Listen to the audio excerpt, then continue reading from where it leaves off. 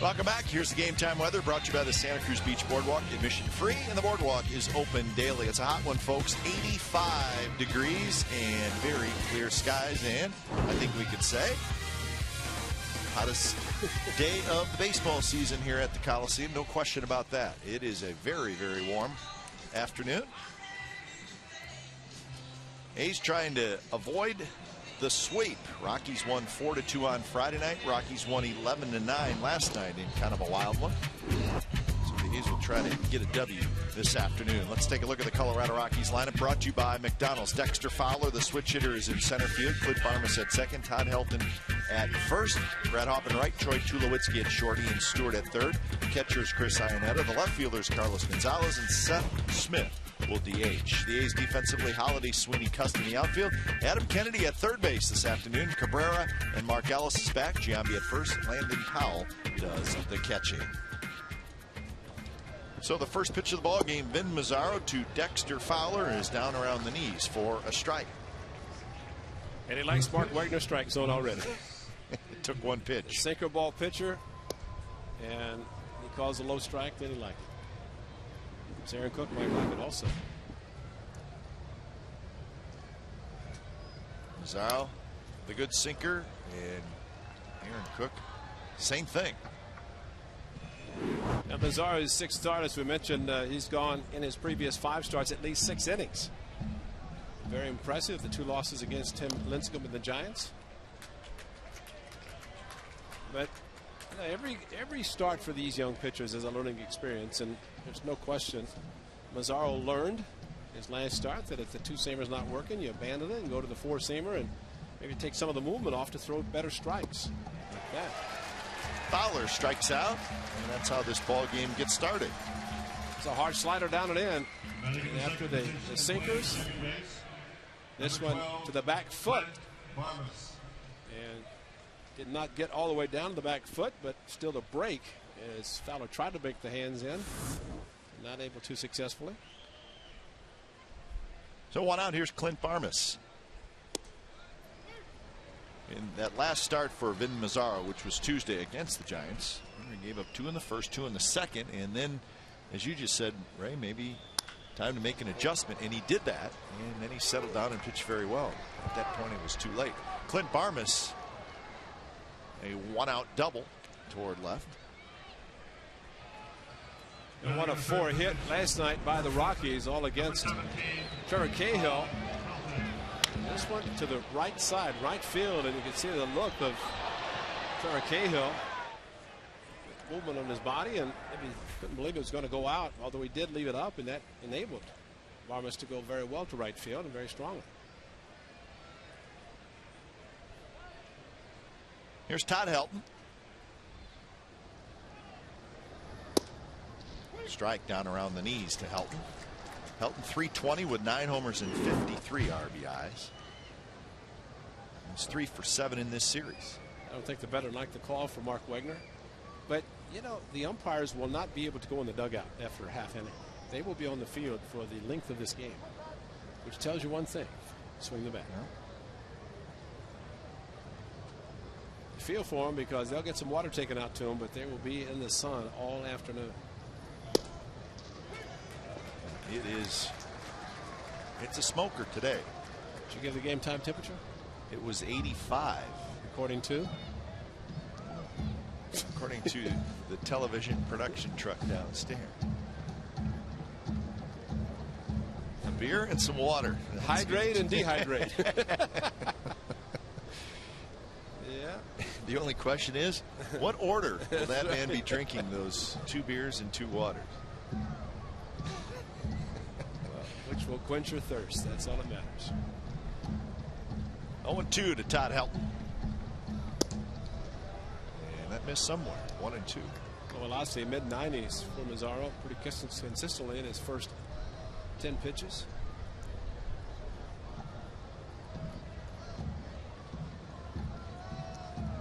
Brad Hopp is in the on-deck circle.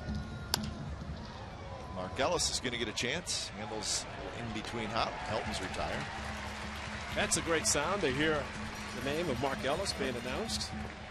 As Mark returns, Running in the 4th position. Ellis will come off the DL today, and indeed, that is when it comes. And Mark Ellis, his routine, as you're going to see, ball actually came up on him, but very cool and collected, made the play easy.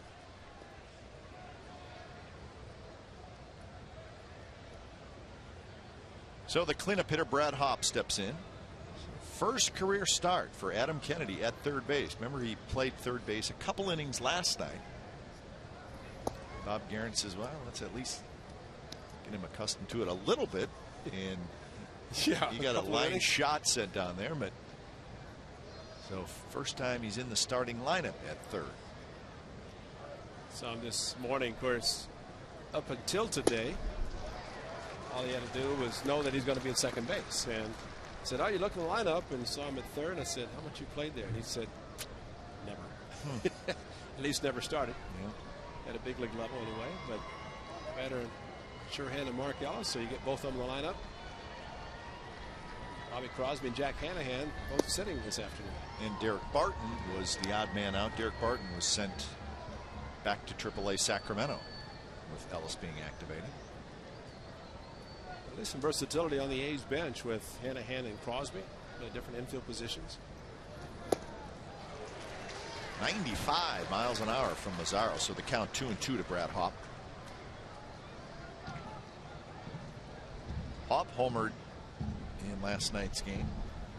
In fact, the home run last night by Hopp was career home run number 100 for the Rockies right fielder.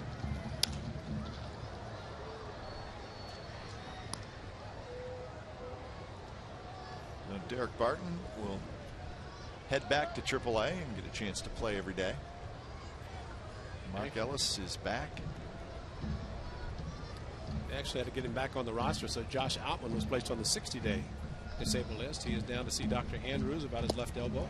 Swing and a miss. So the Rockies strand a runner, and Mazzaro has a couple of strikeouts in the top of the first. No score.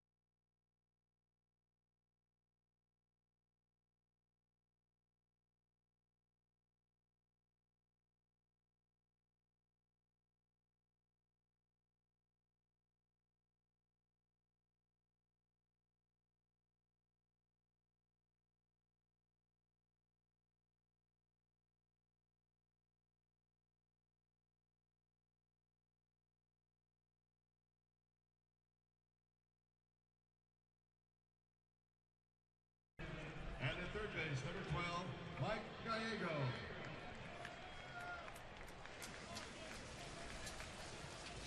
Leading off for the Athletics, third baseman, number 29, Adam Kennedy. No score, bottom of the first. Let's take a quick look at the A's lineup, brought to you by McDonald's. Kennedy at third, Custon right, Holiday in left, Giambi at first, Suzuki is the DH, and Cabrera at short, Sweeney in center, Powell is the catcher, and Ellis is the second baseman. So Adam Kennedy steps in, and the first pitch from Aaron Cook is fouled straight back. So Kennedy, Cust, Holiday, the top three in the order. Gonzalez, Fowler, Hopp in the outfield for the Rockies. Stewart, Tulowitzki, Barmes, Helton on the infield. Iannetta is the catcher. And the pitcher is 30-year-old Aaron Cook, and he's pretty good. Cook making his 16th start. In 2000, able 16 wins and has faced the Athletics once. That was in 2006. 8 innings, 1 run, so that says a little bit. That was in a year the A's were pretty good. Went on the win division, league championship series. So that was it, Coors Field. And the ideal picture for the Rockies in a stadium where the ball carries well if you get it elevated, as they did last night. Coliseum with 4 home runs the Rockies hit. If you're a sinker ball pitcher, you keep the ball on the ground, you got a chance to win a lot of games, especially at Coors Field. Well, Cook kind of had a breakout year last year. He was 16-9 with a 3.96 ERA, 211 innings pitched, and he was an all-star last year. So he had shown signs of being a pretty good pitcher for 3 or 4 years, but really came together last year with the 16-win season and a 7-3 record this year.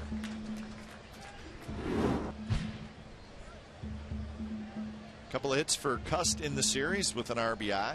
He's got 38 RBIs on the year.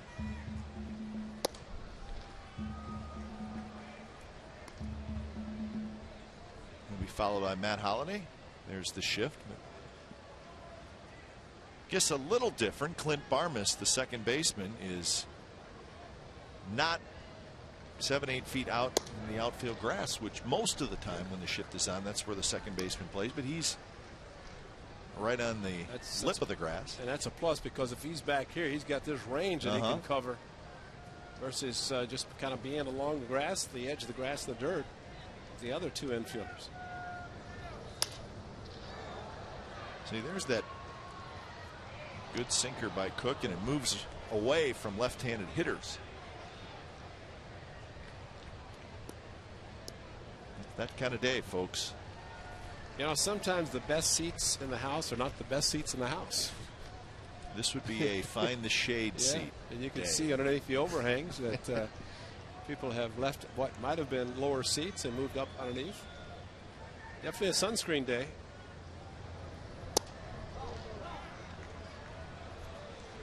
And a water day.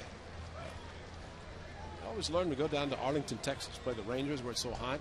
It's not so much drinking water while you're there. It's drinking water before you get there. Yeah. Hydration. Hydrate before you get to the heat. Well, you talk to trainers. I mean, they'll tell you grounded toward the third baseman, Stewart, who bobbles it, throws in time.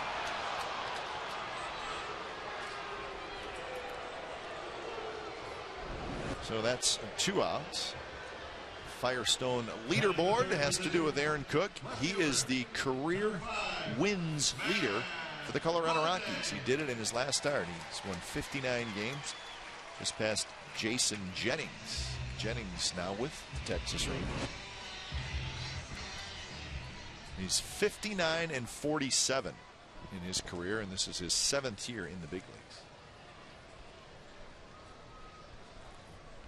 2 outs for Matt Holliday. No, saying, Ray, trainers will tell you should start drinking water even the night before. Yeah, absolutely.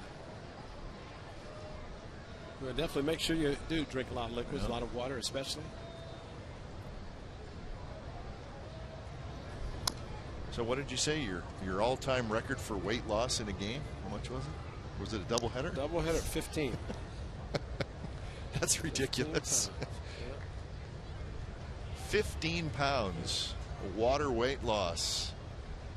Where was it? Kansas City? No, it was in Cleveland. Cleveland. Mistake on the lake. So there was no breeze circling through the stadium. It was very humid. I went through about 3 uniforms and 2 sets of catching gear.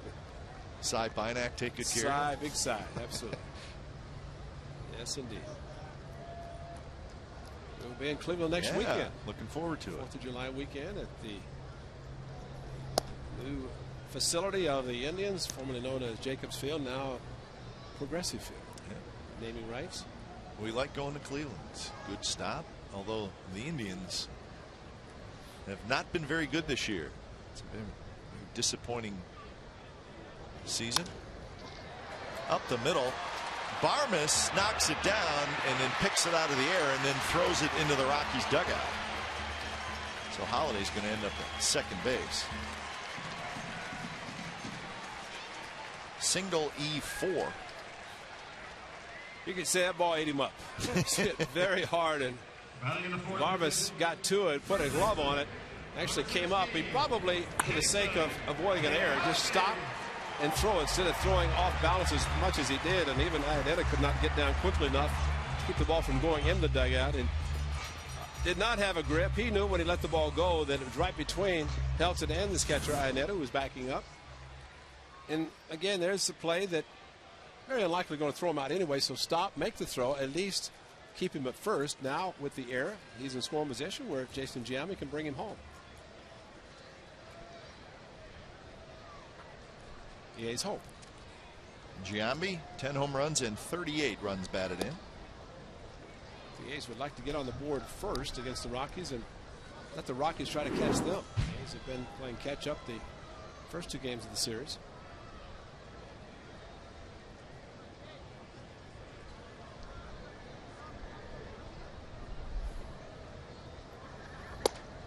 Inside corner, that's called a strike. Giambi is 0 for 5 in this series against the Rockies. He has walked a couple of times.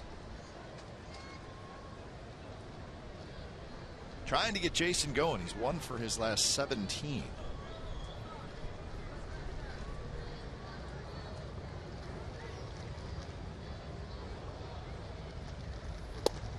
Right back in there, and this time it's called a ball. Is there ever a day you like to just go out and, whether it's a pickup game in the park or coming out to a major league game, and a great day to either play the game or watch baseball. Yeah. This is baseball weather. Well, it's the 28th of June, and we've waited a little longer this year for hot weather, but it has certainly arrived. Marty's trying to take up all the. Yeah, Marty, get away from the fan. Standing in front of it, trying to look at the camera and still stand in front of the fan. We have a fan up here, so we are cheating a little bit, but it feels pretty good. 3-1 pitch is high. Well, it's time now for Carl's Jr. literally in your face. Last night, the Bugs came out at the Coliseum and they were in. Oh, what a night. They just came out of nowhere. That's what where did they come from? That's what I want to know. Look at it. That's. Yeah. Wow. We love that bird. That's a great shot. I think Tommy's got the cameras out here 24/7, doesn't he? Yeah, well, he spends a lot of time out here. 2 on, 2 out for the DH, Kurt Suzuki. That one runs inside to Suzuki. Bob Guerin going with both catchers in the lineup today. Suzuki as the designated hitter, and of course, anytime given the option, as was the case when Landon ended up playing some first base, Kurt Suzuki said, "I'd rather catch." A little bit out of his element, even though he stays ready all the time. Varmus grabs it, steps on the bag. A's strand a pair in the bottom of the first. We head to the second inning from the Coliseum. No score.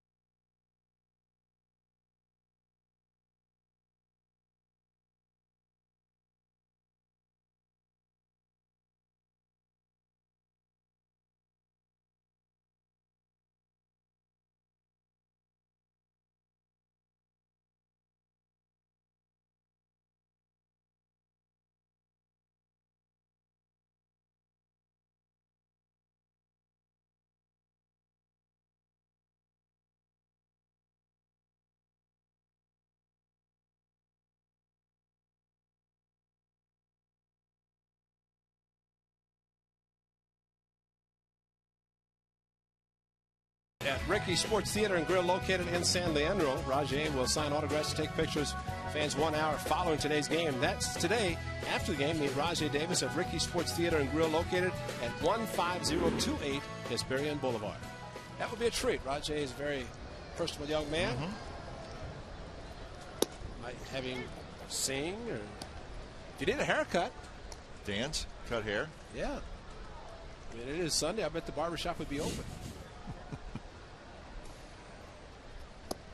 And you see Rajay, he was listening to you. He's drinking wine.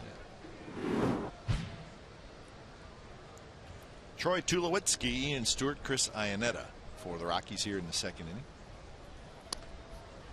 A bunt, and it's a good one. And Kennedy's throw not in time. It's a base hit. Quite frankly, if I was the Rockies, I would do the same thing. You might as well test Adam Kennedy. And Tulowitzki did that, and it was a nice bunt. Yeah, he's playing a little bit deep, and that was a reason he was able to beat it up, because Kennedy made a very good play considering a bare hand, and Tulowitzki beat it out just by a step. Actually, ball and the foot arriving almost at the same time. But it definitely a smart play on Tulowitzki's part. By the way, talking to him today, guess what his dad and a couple of his dad's friends did last night? Came in in an A's cap and a Tulowitzki jersey, sitting in the Rockies family section. Well, he could do that. Absolutely. Right? If anybody was heckling, you say, hey, well, wait, I'm an A's fan. My kid plays for the Rockies. Cut me some slack. And the great A's fans would do that. They understand. That's right. So Tulowitzki aboard, and Mazzaro now facing Ian Stewart.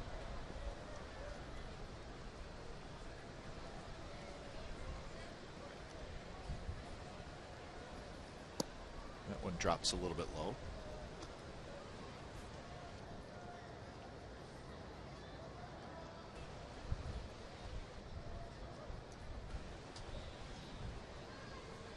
Stewart will be followed by Iannetta.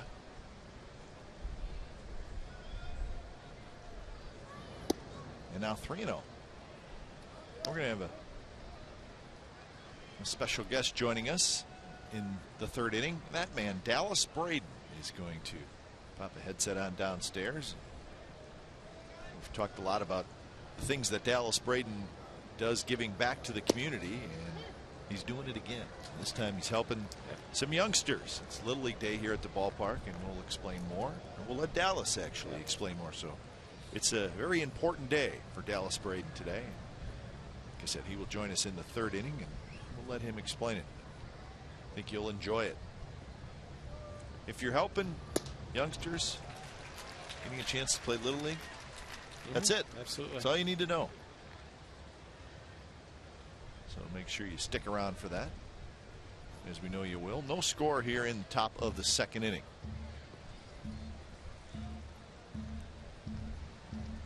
Ian Stewart has one hit in this series, and it's a home run. That one's sliced foul. I said Little League Day, lots of kids walking around the warning track all around the stadium. How about the batting left? Put a pine tar on for the kids. That's right. Yeah, they have Little League Days here at the Coliseum, and kids get to parade around. And Dallas, a few of the players out. B.I. was probably there too, wasn't he? Not going there. I'm not going there. B.I., you know, shaking hands with the Little Leaguers as they parade around the field. What a special day. I mean, to be able to be down on the field. And I mean, can you imagine Troy Tulowitzki probably said, I was there. Yeah, that's right. You know, took a walk around the Coliseum Park, and then played a little ball out in the parking lot. Ends up being in the big leagues. That's what Braden should have done, and he very well may have. Just load up that glove with pine tar. Yeah. Drive down the right field line, but foul. I mean, is there a better baseball smell? People are going to think I'm nuts, but then pine tar? That's it. I love that smell. Yeah.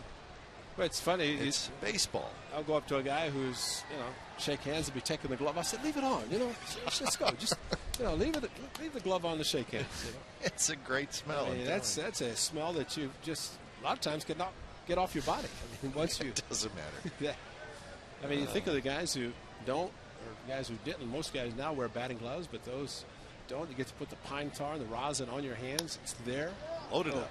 Little flare, and that's going to drop. And Tulowitzki is going to try for third, and Holliday's going to throw into second. So Ian Stewart just kind of flipped one down the left field line, and the Rockies are at it again. First and third, nobody out. Batting in the seventh position. Well, it's Number 20, an unbelievable play Iannetta. for the ball to drop fair. Look at the span of the ball, and although Tulowitzki was going to third, and how do they do it? He said, I'm not going to try to throw to third and let Stewart get into second. So at least he comes to double play in order with the sinker ball pitcher, Vin Mazzaro. Better yet, get a strikeout, then a double play. So here's Iannetta. Off the end of the bat, pop up foul.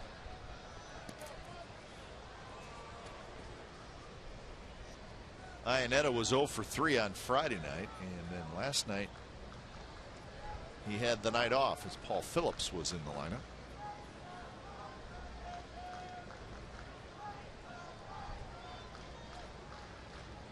Carlos Gonzalez waits in the on deck circle. Slider, and it's a strike. Rob Drake pumps the right arm, so it's 0-2. Iannetta with 10 home runs and 26 runs batted in.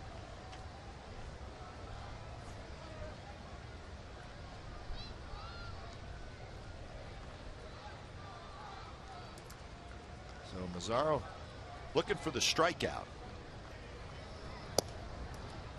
That's a very good chase pitch. Try to get him to chase a slider off the plate. And Mazzaro's got an idea of what he wants to do and how he wants to do it. For 22, just his 6th start of Major League Baseball, that's very impressive.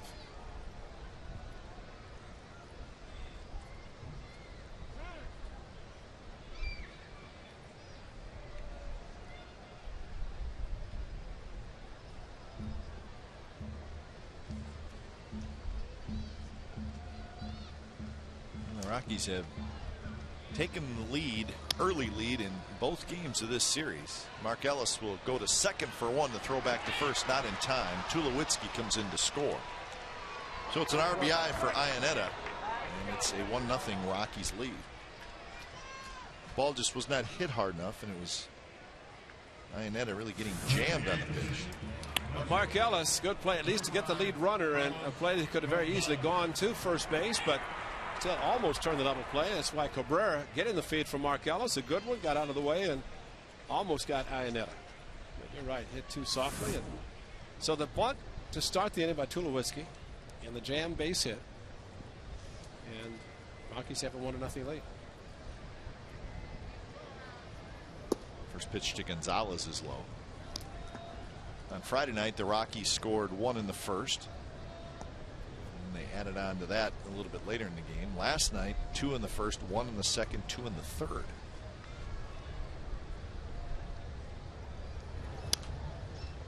And if you watch enough baseball, teams that are really hot score first almost every game. That's right.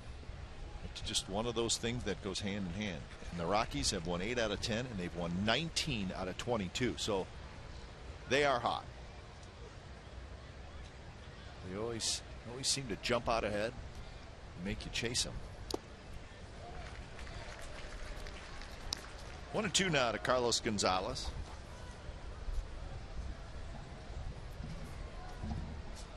Gonzalez was in the lineup last night, was 2 for 5 at a triple and scored a couple of runs.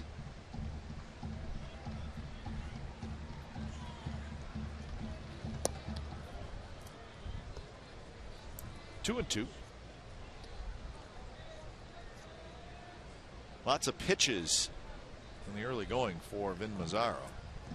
He's throwing 37 already. With his stuff, you like to see him pitch to contact where basically hitters put the ball in play, minimize the pitches, and let the fielders do the work.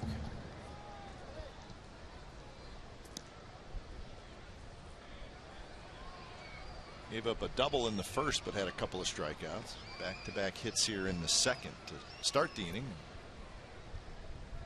Rockies used a fielder's choice to get the run home.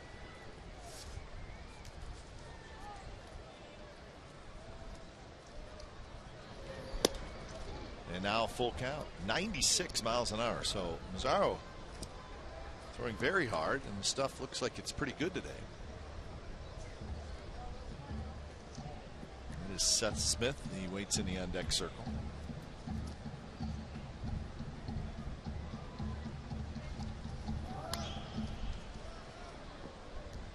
Count stays full with Iannetta taking off. 1 out here in the second inning. Overall, the Rockies' record is 39-35. They're 8.5 behind the Dodgers and a half game behind the Giants for second place. And the Rockies are 22-20 now on the road. Jim Tracy starting the runner, trying to stay out of a double play. You see that on the first one, not this one. So Mazzaro issues his first walk.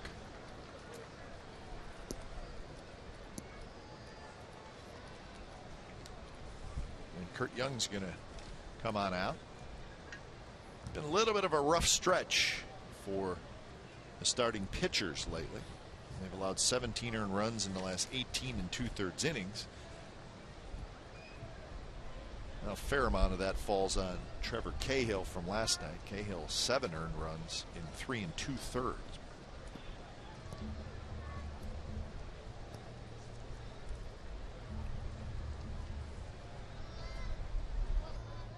So the youngsters will have their ups and downs this year, no question about it. Number 7, Seth Smith. Well, the main thing is if they pick up and learn, just like Mazzaro from his last start, the ball moving too much. So little things like that can work on, make adjustments in game. That's probably the biggest adjustment, and the +4 pitcher who can make an adjustment. Again, we talk about the minor leagues that don't have the quality hitters that you have at the big league level, so you might get away with a few more pitches there than you do here. That one's driven right field and deep, cuts back, and it's off the wall. Iannetta scores, and they'll hold Gonzalez at third. And Seth Smith, we said last night, the young man can hit, and he shows it again, an RBI double. So the Rockies now with a 2-0 lead. 86-mile-an-hour changeup, a little bit too hard, and location middle of the plate. You're throwing 95, 96. That's 10-mile differential, but in some cases to a hitter, that was a 1-0 pitch that looks like a fastball, kind of a batting practice fastball. And again, location, as was the case last night with Trevor Cahill, up too much in the hitting zone. Top of the order, Dexter Fowler. Fowler struck out swinging in the first.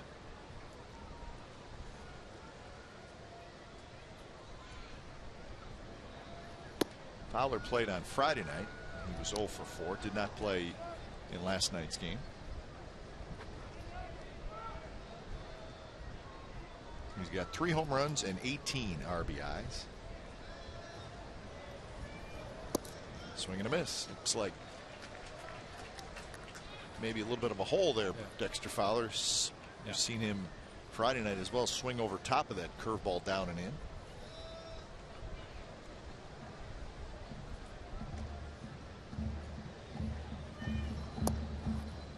So Mazzaro goes right back to that spot. This time Fowler checks his swing. 2-2 the count. Gonzalez at third, Smith at second. 31 pitch inning for Mazzaro. And he gets Dexter Fowler for the second time. Well, after swinging and missing for strike 2, went back, same location, took one, but then this time did not take it. Took a lot off the slider and got a big strikeout. Tuesday night with the 8-9 reunion, championship reunion, we had Dave Stewart in the booth. And one thing that Dave Stewart was excellent at minimizing the damage. And that's something that every pitcher could learn. How to get in jams, but maybe be willing to give up 1 run instead of trying to not give up the run and end up giving up more. So you give up 1, maybe to get 2 outs and get back to the dugout. But Stu, winning 20 games in 4 consecutive years, was one of the best at doing that. And I'm sure with Stewart, you have a good offense behind you, they will score runs for you. But this is a perfect example of what you're talking about. The Rockies have scored twice. Mazzaro trying to keep it there. And now 3-0 with Todd Helton in the on-deck circle. Barmes doubled in the first. He's had a very good series. He is 6 for 10.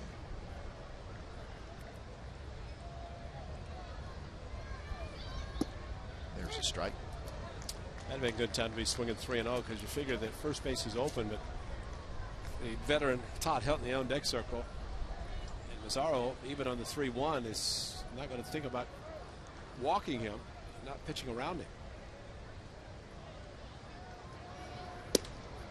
Just off the plate, and the bases are loaded.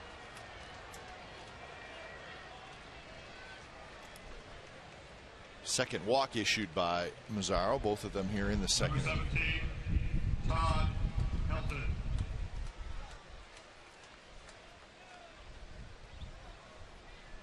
The total pitch count is now at 53.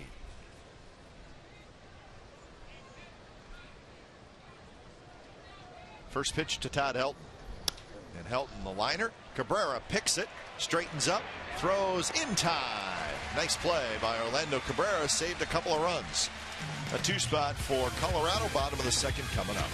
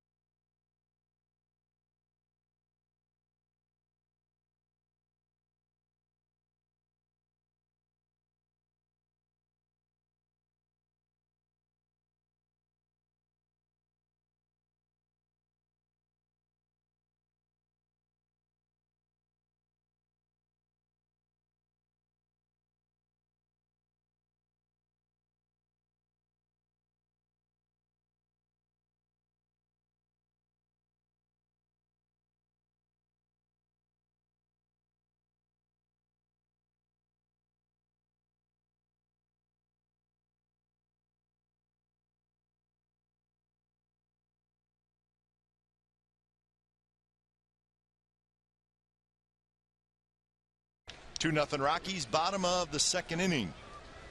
It'll be Cabrera, Sweeney, and Powell against Aaron Cook. And he's had a little something going against Cook in the first inning. And 2 on and 2 out, but could not score.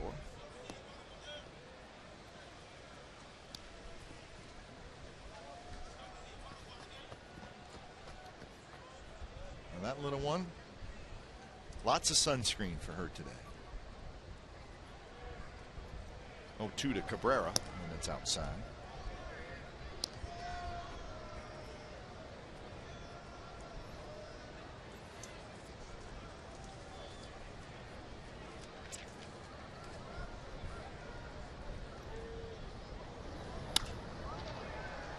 Fly ball right field. Brad Hopp toward the line has it, and that's the first out. Now fans are invited to stop by a special edition of Extra Innings with Robert Want this afternoon. He'll be at the Holiday Inn Oakland Airport, 7 to 7 Hagenberg, with special guest A's left-hander Brett Anderson. Enjoy the live show, great food and beverage specials, and you could win fabulous prizes. That's today after the game at the Holiday Inn Oakland Airport at 77 Hagenberg. About a 5-minute drive. Yeah. Wasn't so hot, you could walk. But it'd be a good idea to turn on the AC when you get in the car. Brett Anderson, well, he can talk about his start tomorrow against the Tigers. I'll ask him also if he combed his hair, because he just usually wakes up and the way it looks is the way it is.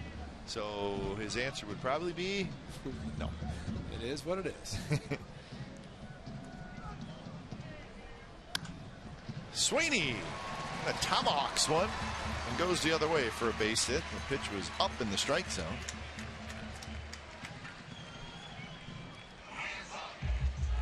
So that's the second hit for the A's this afternoon. You get a pitch, you can make contact, you reach, go after it, and Ryan Sweeney, even though the pitch out of the strike zone considerably, it's a one-out base hit going to the opposite field.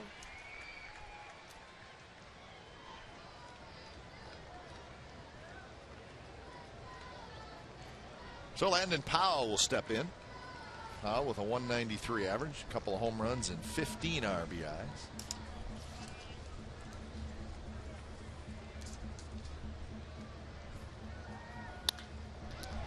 Off Helton's glove, and it rolls into shallow right field. Barmes will pick it up, and Powell's going to have a hit. So 2 on and 1 out for Mark Ellis. Let's listen to the introduction. Batting in the ninth position, second baseman, number 14, Mark Ellis.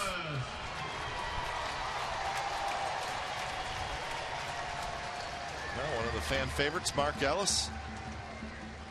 It was April 28th down in Texas when Ellis got hurt. He took a couple steps out of the batter's box. Left calf. That was an ugly night. Yes, it was. Yeah. Guys were going down left and right for the A's. So Mark back, healthy, ready to go. He's got a chance to knock in a run in his first at bat.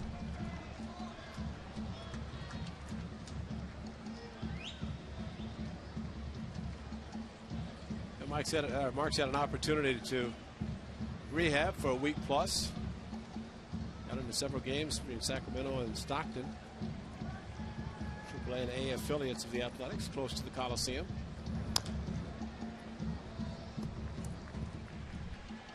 This was the play where Ellis went down.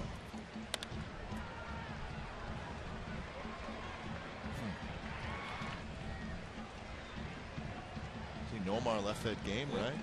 Casilla left the game. And Brett Anderson, starting pitcher there. And Giambi should have. He was. Jason beat out a ball right. down the third base line and figured there wasn't anybody left, so he had to stay. High strike called to Ellis. Well, Ellis got 37 at bats in those rehab games with Stockton and Sacramento, so that's a pretty fair amount. We get back to the single ear flap instead of two. So get back Major League parks. Still quite an experience and a great advantage for players to be able to do that. Well, that's another advantage, and we talked about having your affiliates, your minor league affiliates, close by, and most teams try very hard to have them close by, or at least one. In the A's case, 2. Stockton is right up the freeway, and same thing with Sacramento, both very close. And it makes it very nice because that way it can commute, which is what Ellie did. His home is in the Bay Area. Strike 3 called, another high strike, and Ellis strikes out looking.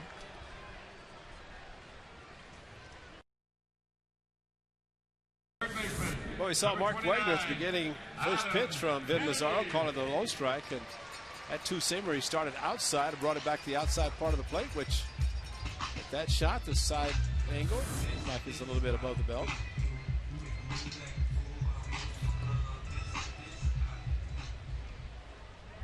So back to the top of the order, and Adam Kennedy.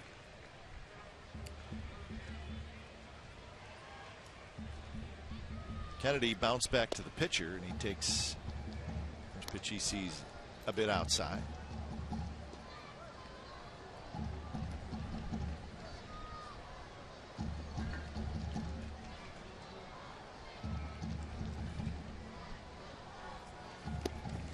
miss. And for Kennedy, this is the 13th consecutive game that he has been in the leadoff spot for the A's. So he may have found a home there. Shall see.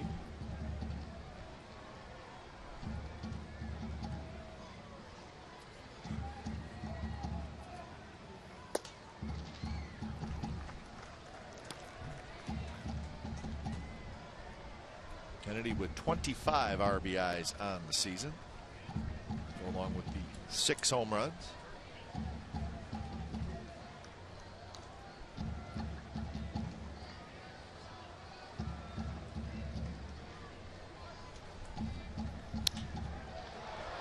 Left center, that's hit well. Gonzalez was playing shallow, but he's going to get back.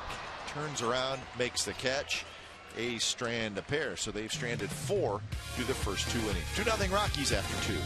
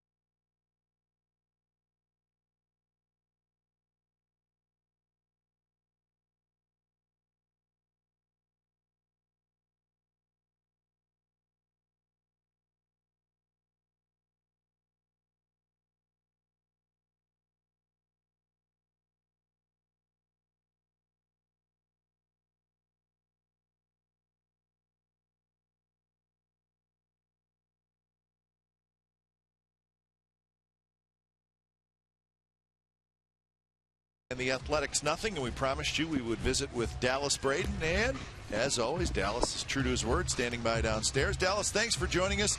Little League Day, but we understand Little League Day today a little more special for you. Tell us about more of your great charity work and why today is so special.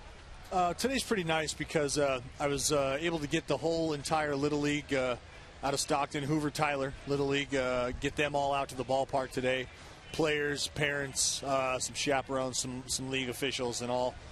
They were able to come out and participate in the Little League Day today, cruise the warning track. I took 2 special young fellas, Cameron and Mitchell Alexander. They got to come with me up into the clubhouse and meet a couple real ball players. They got to meet Matt Holliday and Jason Giambi and got to rub elbows with some stars, so it was a really nice day for them. And those 2 young gentlemen, Cameron and Mitchell Alexander, they're going to have some pretty good equipment thanks to you. Explain that. Yeah, well, what I'm trying to do is basically just take a kid each year from a single parent background and give him or her the chance to have all that new equipment that everybody as a Little Leaguer wants: the new bat, the new glove, the new cleats. And Easton was nice enough to donate some bats, as well as the people from Mizuno were nice enough to donate some brand new ball gloves. And overall, just make their day a great experience. I have to ask you, we're showing some footage of the Little Leaguers coming around. Why'd you have a batting glove on as you shook hands? Well, you can thank Brad Ziegler for that. We had a little bit of the swine flu going around earlier this year, and it's completely precautionary. It's a very smart. And plus, as a left-handed pitcher, you're using your right hand. You got to protect that left hand. Non-throwing hand, exactly. It's I can take line drives, but I cannot do high fives.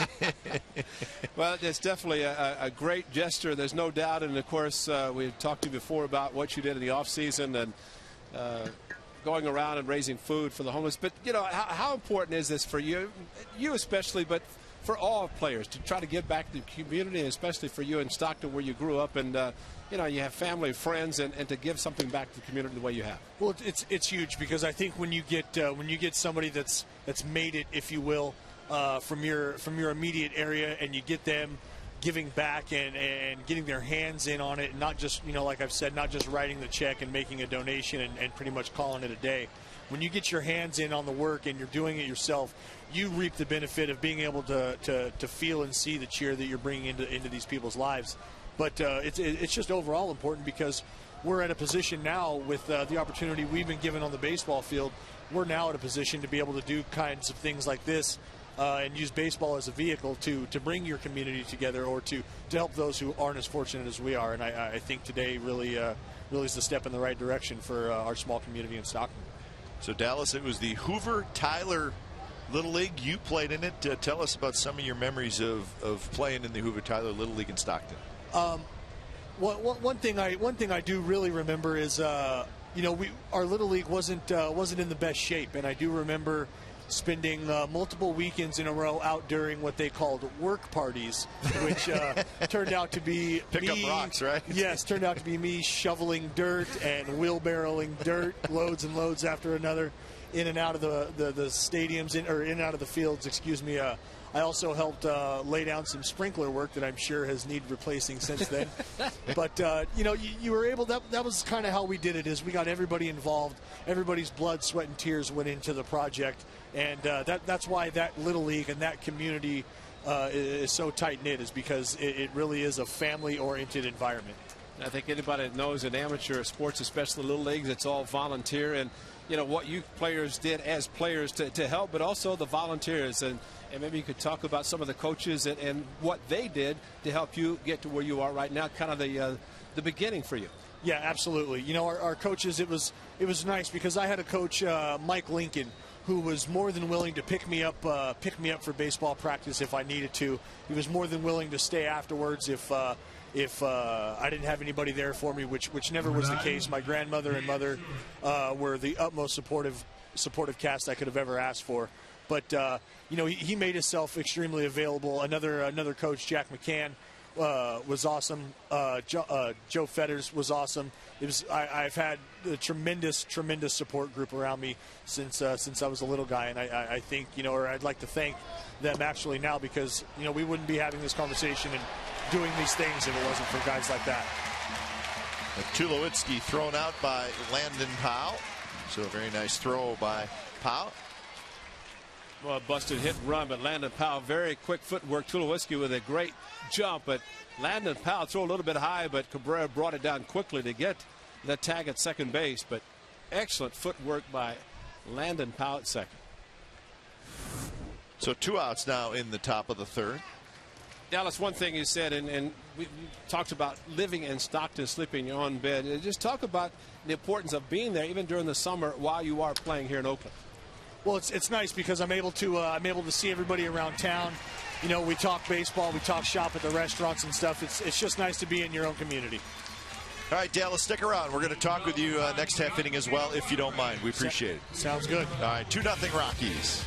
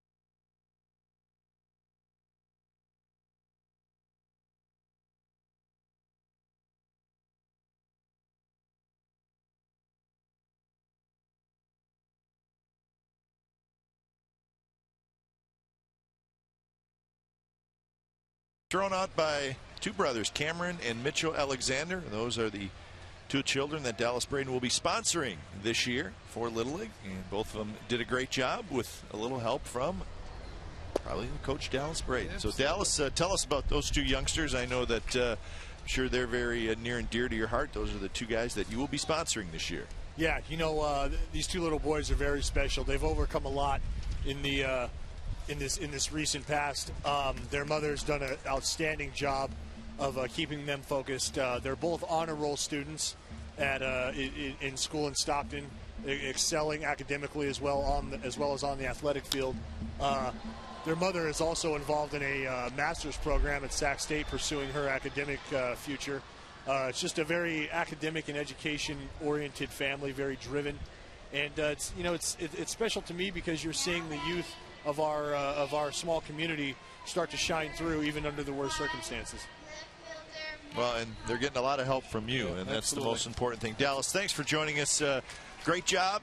You continue to amaze us with your charity, especially for the good people of Stockton. So thanks for joining us. Thanks, fellas. No problem.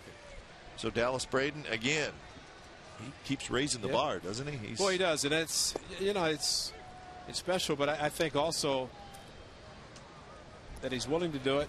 He's a starting pitcher. He has the time in between the starts. He gets ready for every fifth day, but it does leave him some time. And as he was saying prior to the end of the top half of the inning,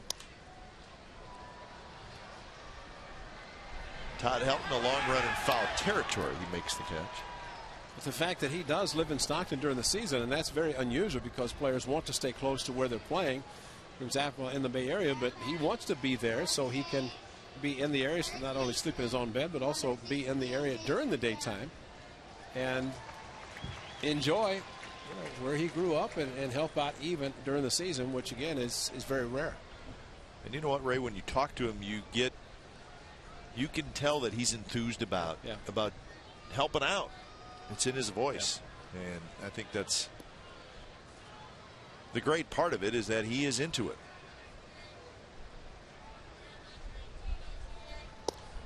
And I think when you go back since the Haas family, when they owned the club, getting involved in the community, but it's just kind of carried forward in the next organizations and ownership, and I think he's really taken it above and beyond. Yes, working in the community. So again, congratulations to Dallas, and the beneficiaries are the youngsters in Stockton and the city of Stockton itself. And again, beginning this year, Braden will sponsor one child from his former Little League who's being raised by a single parent. As a sponsor of this child, Braden will take care of all costs associated with the Little League season, which includes a hat, jersey, pants, equipment costs, league fees, and a photo package. And this year he's actually sponsoring two children, the two youngsters you saw, Cameron and Mitchell Alexander, who are brothers. So great work, and we've said it many times with Dallas Braden, so we congratulate him on that. Wish him the best of luck. Center field, nice jump by Dexter Fowler, and he tracks it down. 3 up, 3 down inning, 5 in a row retired by Aaron Cook.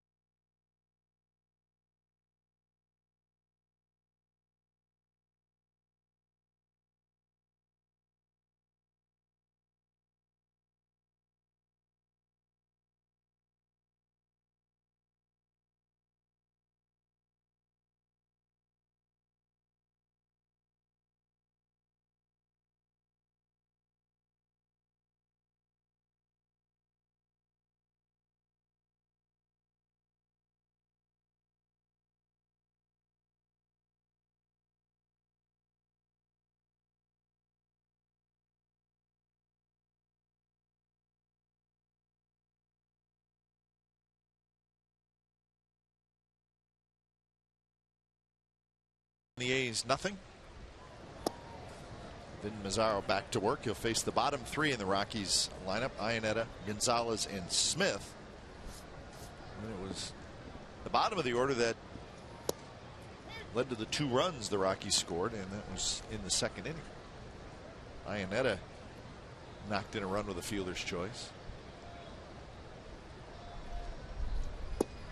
Good slider there. Mazzaro has 3 walks and 4 strikeouts through the first 3 innings, and that's one of the reasons why the pitch count is high. That was number 70 for him.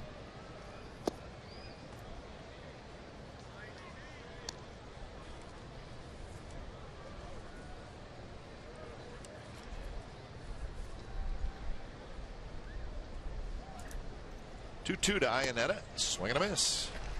Another good tight slider, and that is strikeout number 5. All right, let's check out our Subway Eat Fresh Ask Glenn and Ray. Submit your question by logging on to csncalifornia.com. Dave Hewitt from Alameda says, does A's pitcher Vin Mazzaro have a nickname? If not, how about Vin Mazzaro? Meaning, that's how many runs we'd like him to give up every start. Mazzaro. Well, my partner's got a very strange look on his face, so I don't think he's into it. What do you think? Vin Mazzaro.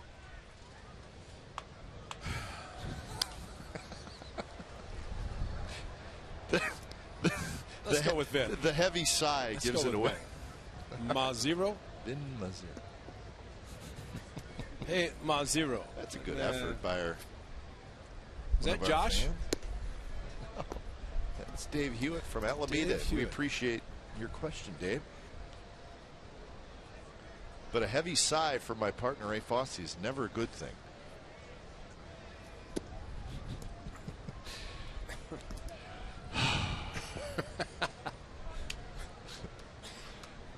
Says it all. What's our next question? Just one per game. From our good friends at Subway. 3-2 now to Carlos Gonzalez. Gonzalez walked in the second inning.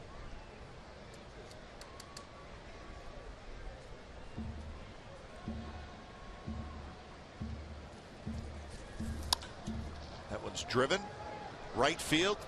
Cussed over. He fields it. Gonzalez never stopped, and now he does stop, and he races back as he made a huge turn. He was about almost halfway to second base, and it looked like he was going to try for 2, but he put on the brakes, went back to first.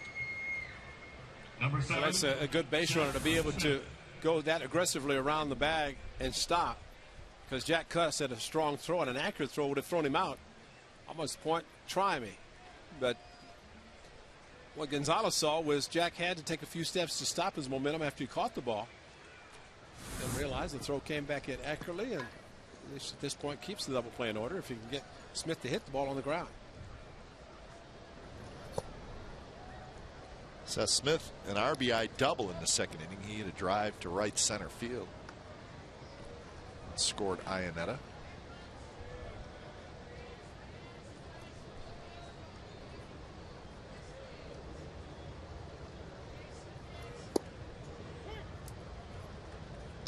So 5 hits now for the Rockies.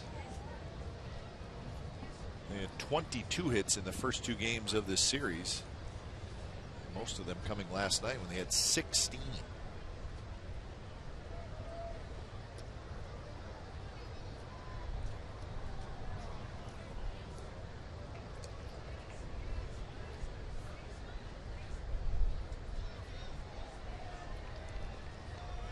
Gonzalez, pretty good lead at first. And now 2-1.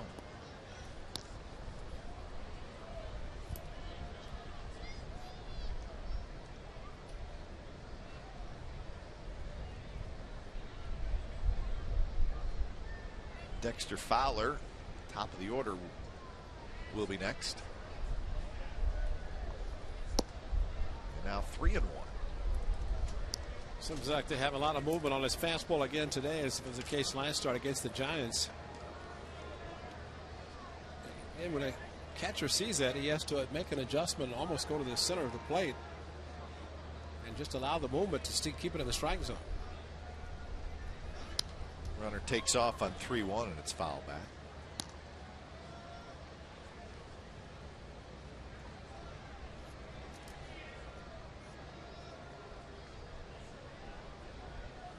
So Carlos Gonzalez was running on 3-1. You would think he'll be running on 3-2.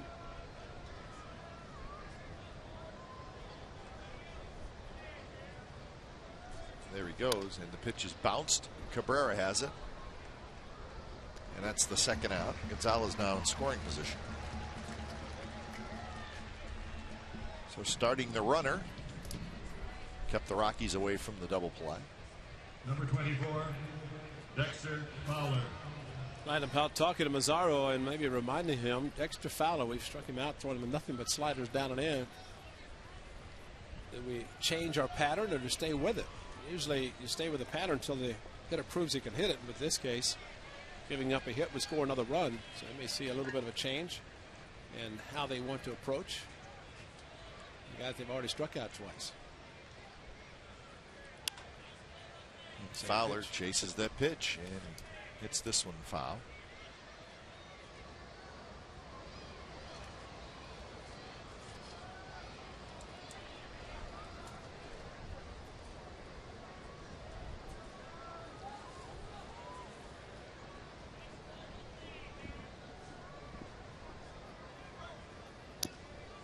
And looking at Fowler in this series now, we certainly have not seen him a lot.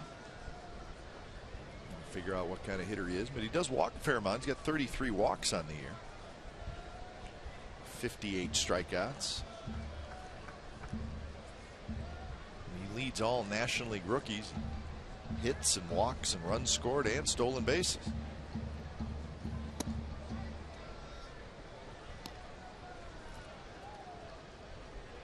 So 1-2 now to Fowler.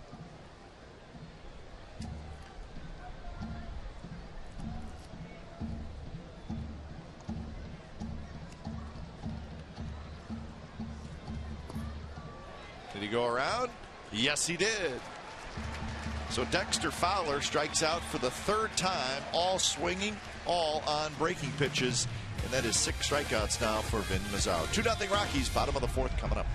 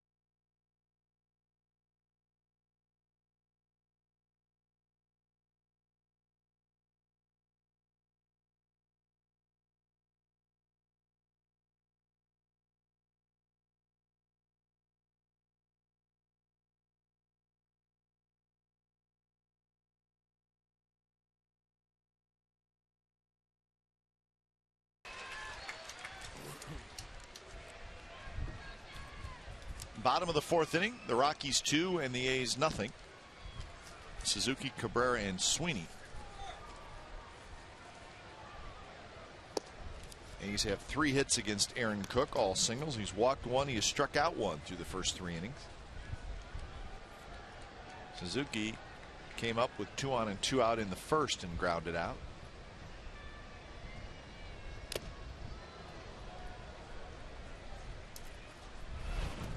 Friday night against Baldwin, Campbell, and they change up, and you can see Hamill's reaction. He knew that he left the change up inside, and Suzuki was able to pull it. Home on Wednesday against the Giants. Thursday's off. Friday came back, hit another one. Last two against right-handed pitchers.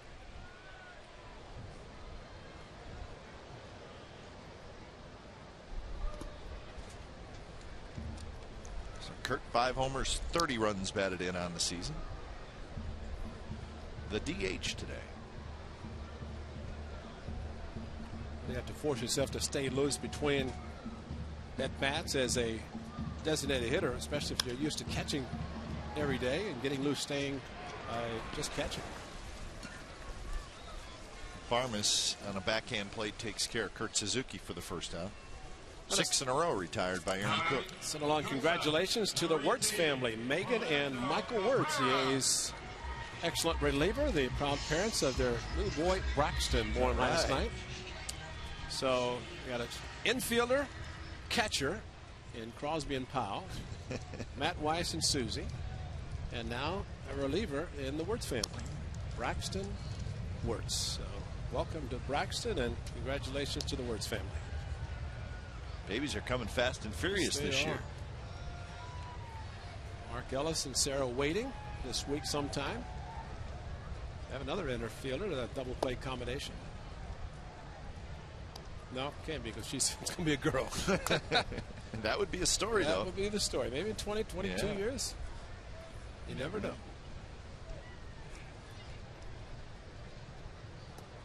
2-1 to Orlando Cabrera, who flied out to right field.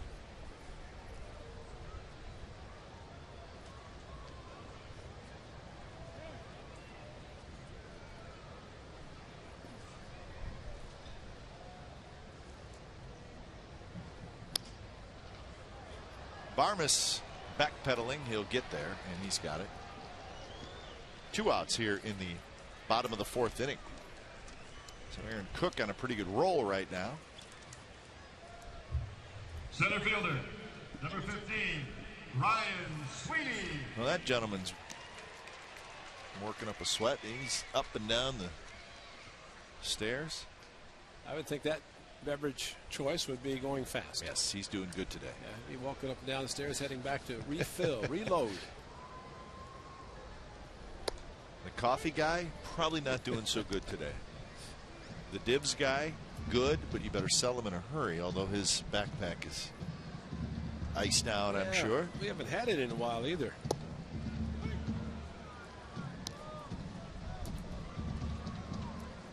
Chef Rodney. The long homestands been strangers. Cotton candy? No. No.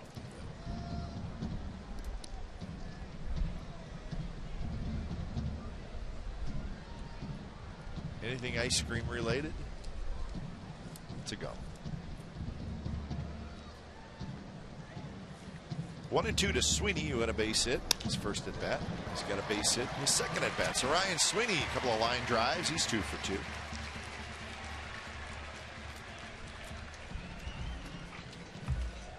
And that'll bring up Landon Powell. Back up the middle. His first hit was to left field. A pitch that was away. This one tried to get down and in on him, but able to pull the hands in and send it back up the middle. Ryan Sweeney trying to get back on a consistent basis. Tigers coming in tomorrow night. A very good club, playing very well. Can't wait to see Maglio Ordonez cut his hair. That's right. Must be in for Vladimir Guerrero. Did the same thing. What Jim Leland said, could have made a nice wig out of it. Must have been there and just scooped it up and made a nice wig. He had some long hair, started back in 05, 06. Just kept getting longer and longer. Well, the Tigers won today. They have a 4-game lead over the Twins in the AL Central. Detroit, with their win today, 42-33. And they had some late inning heroics today in Houston to win that game. The Astros had a 3-2 lead going to the 9th inning, but guess who hit a 2-run homer? We talked about him last night. Yeah, Brandon Inge, a 2-run homer in the 9th, and Detroit won it 4-3 in Houston. Curtis Granderson also homered. So Granderson and Inge both with 18 home runs.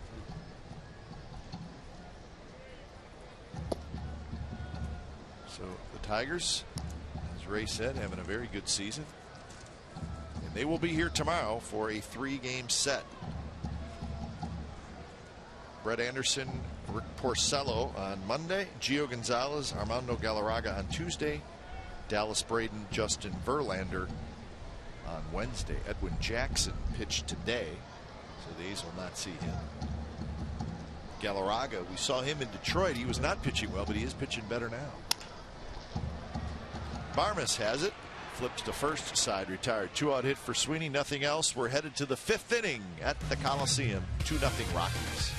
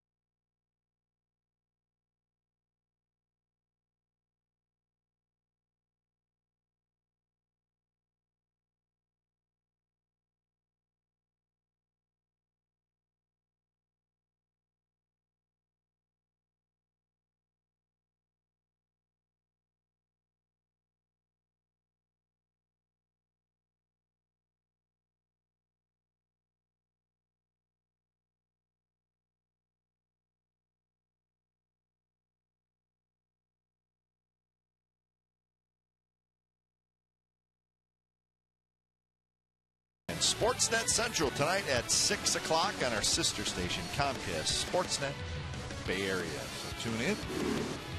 We'll have it completely covered. Not just Bay Area sports, but the full baseball schedule.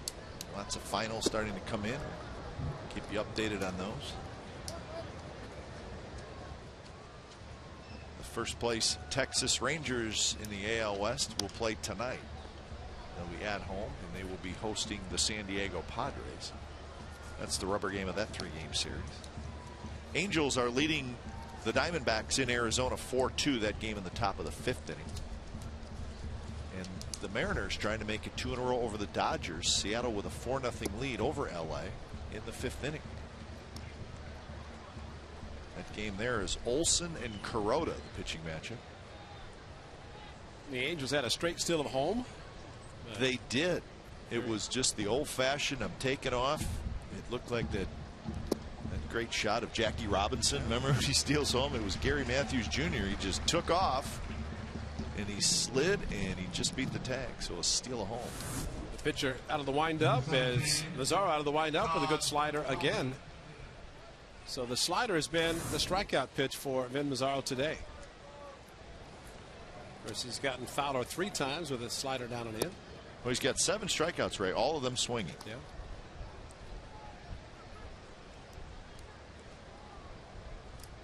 Todd Helton, a ground out to second and a ground out to short. There was actually 2 steals of home today in Major League Baseball. When was the last time that happened? Not since Rod Carew played. He did it himself. But they were both significantly, one was significantly different than the other one. Gary Matthews Jr. just took off, regular steal. Chris Getz from the White Sox also stole home today against the Cubs, but It was a squeeze attempt. Carlos Zambrano's the pitcher. His pitch is way out of the strike zone to the point where it goes to the backstop. He's coming home, so it's a steal attempt. Yeah, because he was running. Sure. Yeah. Pitch goes to the backstop, gets scores, give him a stolen base and a steal of home. I want to see Carlos Zambrano's reaction to that. My guess, he probably didn't. I'd rather enjoy that too much. Luke Pinella's reaction. So, steal a home happened twice today in the major leagues. Ben Mazzaro, the pitch count a little bit high if he wants to get through the 6 innings, which he's done in his previous 5 starts, at least 6 innings. He's going to have a quick out on Hop and see if he can go back out. That was pitch number 99.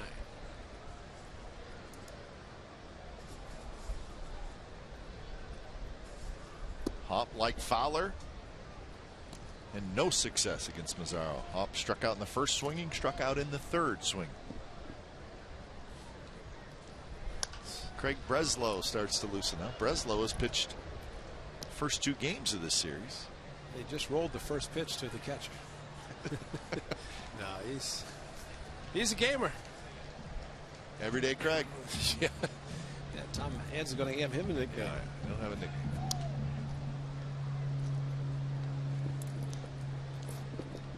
1-2 the count to Brad Hop. 2 runs and 5 hits for the Rockies. No runs and 4 hits so far for the Athletics. Swing and a miss. Struck him out with a breaking pitch. That's 8 strikeouts in 5 innings for Vin Mazzaro. He needs some help from the offense. Rockies lead 2-0.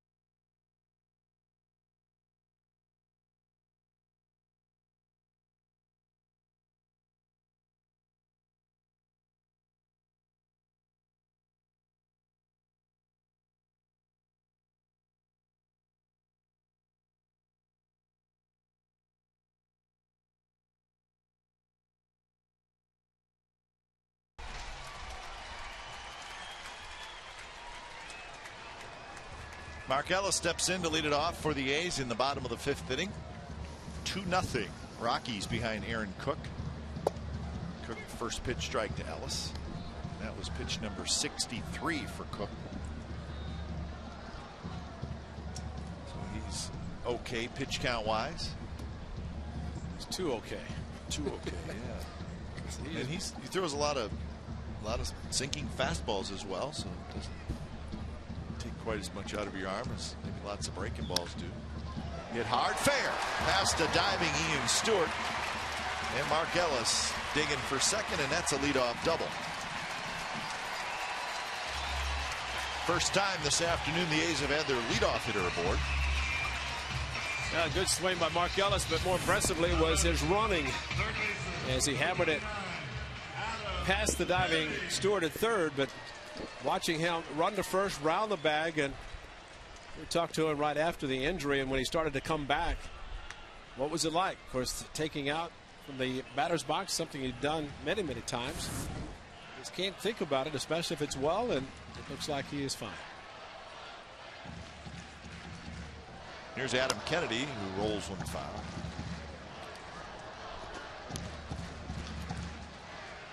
Well, make sure you visit the A's page on csncalifornia.com to vote in today's poll question.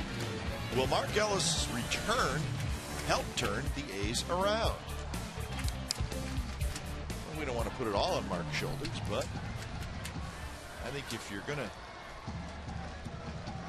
turn around what has certainly been a disappointing season so far for the A's. A's are 31-42 now.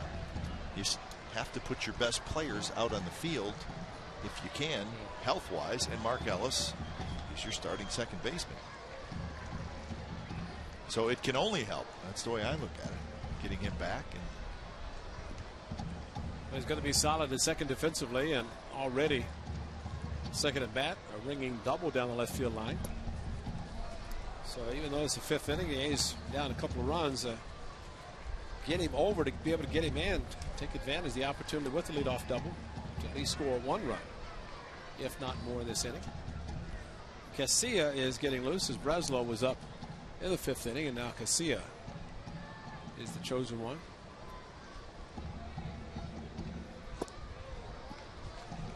Two and two now to Kennedy. That's a pitch Cook is trying to get Kennedy to swing at. All he can do is hit the left field. Santiago Casilla, number 44, but the big hole between third and short with Cook pitching Kennedy outside, and they're hoping that he rolls over on the pitch, and that would get the run to third. If he hits it to left field or to the left side, might be a base hit to drive in a run. Now full count.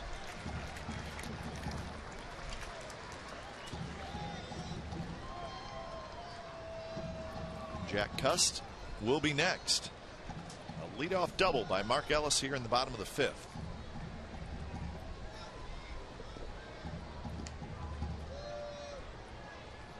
Swing and a miss. A 3-2 sinking fastball at 91 miles an hour, and Kennedy strikes out. Now batting. So that is strikeout number 2 for Cook. It's amazing, the location, the movement, almost threw it like a changeup, but Kennedy swung at it like a changeup, but it was not. As a fastball, and a great two-seam fastball.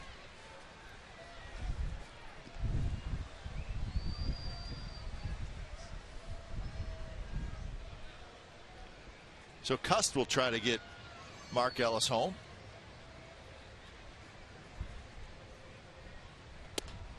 First pitch just a bit high.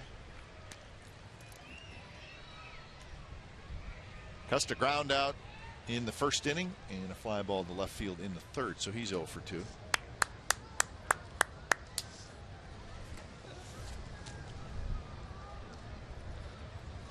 We ask. Life is good again. Dibs have arrived. There they are.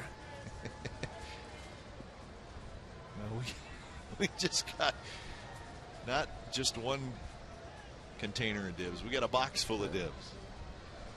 So we don't have to share. We got all 26 ourselves. Huh? We are set. Swing and a miss. 1-1. That's right. Everybody's got his own jar of dibs. Marty's hiding his. Marty's the happiest guy up here.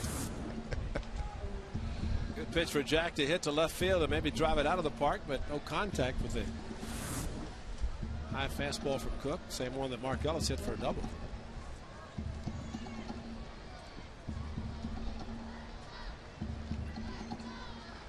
Cook, a long look in. Now he's ready. Tulowitzki trying to keep Ellis close at second, and he throws it into center field, does Cook.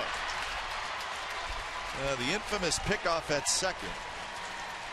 I'm a big believer that it hurts you more than it helps you. Absolutely. How many times you pick a guy off compared to throwing the ball in center field? Especially at second base, because you got the daylight play where the infield is coming in behind, but the throw goes into the runner. Mark Ellis fortunately looked up, did not slide back into second. He wasn't really that far off. So surprising, and right between the legs of Mark Ellis into center field. I think more than anything, the field is going to be blocked by the runner getting back to second. In this case, Tulowitzki couldn't find it. So now the infield back, contact, and the A's have a run. Yeah, that's a good call by you. It's a very difficult play for the shortstop. If the throw is anywhere errant, he's not going to be able to catch it. 1-2 now to Cust. So second error in the series by the Rockies. They're right in the middle of the pack defensively in the National League as far as fielding percentage goes.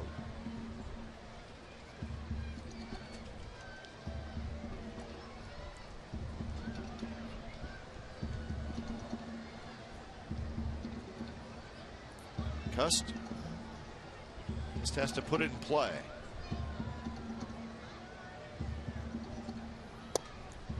Infield back, outfield playing their normal, really deep spot for Cust. Anybody but the pitcher, a ground ball. That would be the only one that, well, it might be going on contact anyway, but the shift, no shift for Jack Cust now. It's got to be happy for him to see everybody in the normal position. Swing and a miss. He struck him out. Pitch that was out of the strike zone, and a couple of big strikeouts for Cook. He gets Kennedy and now Cust, 2 outs. Same pitch, the two-seamer down and in. Now batting, Going down, and it's almost the number 5, point of change in the sight. Holiday.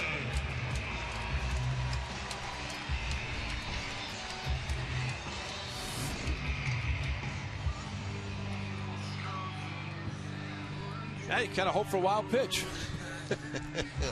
Leadoff double, error 1. Start begging.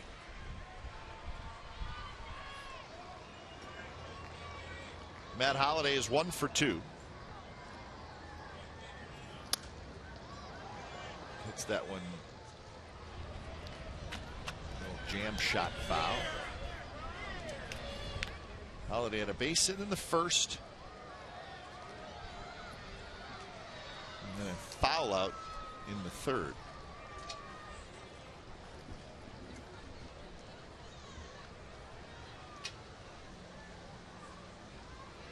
So Holliday looking to pick up a run batted in with Ellis at third.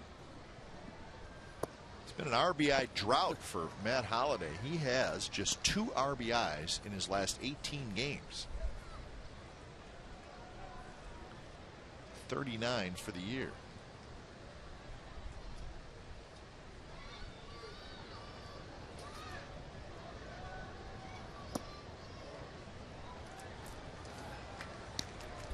But the 39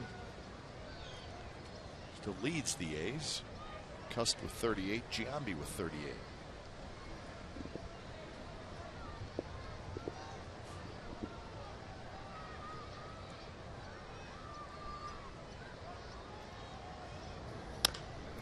Bounce to third, charging is Stewart, and he gets a good hop and throws, side retired. So the A's get a runner at third with 1 out, but can't get him in. 2-0 Rockies.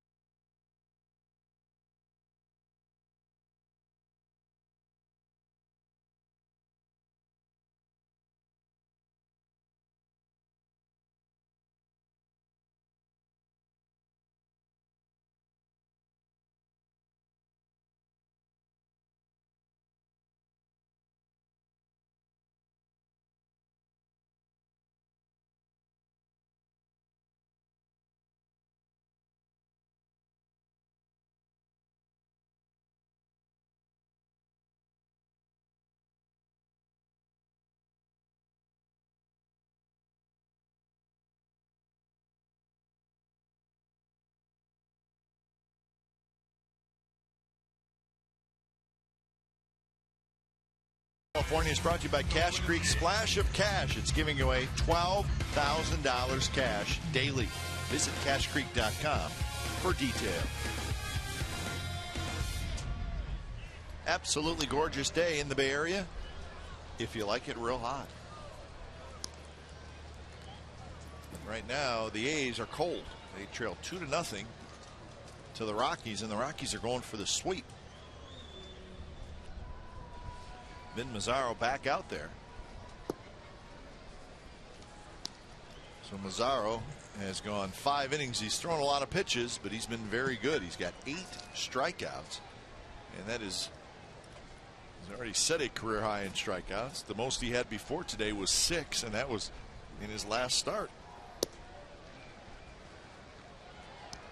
And he has also just set a new career high in pitches thrown in a game. And remember, this is just his 6th major league start. 3-1 to Tulowitzki. Breslow is back up throwing for the A's. That's the 2nd time he's been up.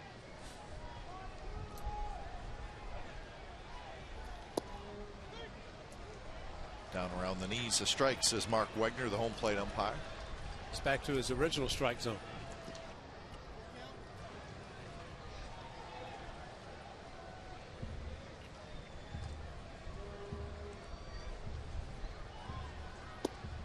Just a bit inside with a slider. So Tulowitzki's been aboard all 3 times this afternoon, a single and now 2 walks. Kind of a backup slider as Bob Guerin is going out to take out the right-hander, but target middle of the plate. Kind of stayed inside. Looked like the ball was caught nicely by Brandon Powell to keep it in the strike zone. So Vin Mazzaro, 109 pitches, 5+ innings, and his day comes to an end.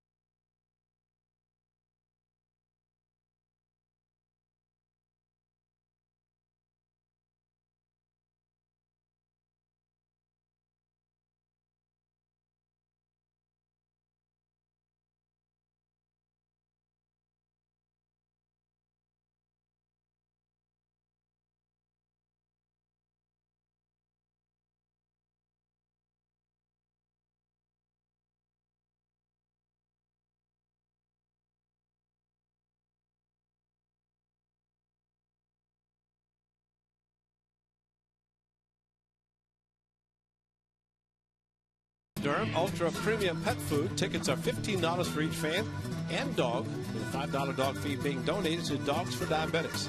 Each guest receives an A's bandana and goodie bag with dog product samples for the dog. Space is limited, so order tickets now at oaklandathletics.com. I wonder if the dog product samples are edible for... I mean... You ask me a bizarre question after every time you read that promo. Well, but I think, you know, why just take care of the dog? So you're saying... Product samples for both. So you're saying the sample bag should have both dog food and male food in it. But, you know... Dibs. And, you know, both of the participants would eat it, right? But, I mean, it's not... Just don't mix them up. Yeah. I don't think Avoderm makes edible food for, I don't think for so. the person bringing the dog. You're a bit of an idea man, though. You could run it past him. Food for all. How about Denny Walsh coming through for us? The big time. He's bringing up not only just one or two, he's bringing boxes and dibs. Denny from the A's front office was the gentleman who brought up the dibs. It wasn't just dibs. We're told that people in the booth had a choice, including an ice cream sandwich with Jamie Sire. We didn't have a choice. Comcast Sportsnet grabbed the sandwich, from what I understand. Well, I just heard a complaint from Dallaire down in the truck. Said, "Why not us?" It's cooler in the truck. It's a lot cooler. Tell you what, though, 7 happy people in this booth right now. And if we find Denny, we'll send him to the truck. If he has any remaining dibs.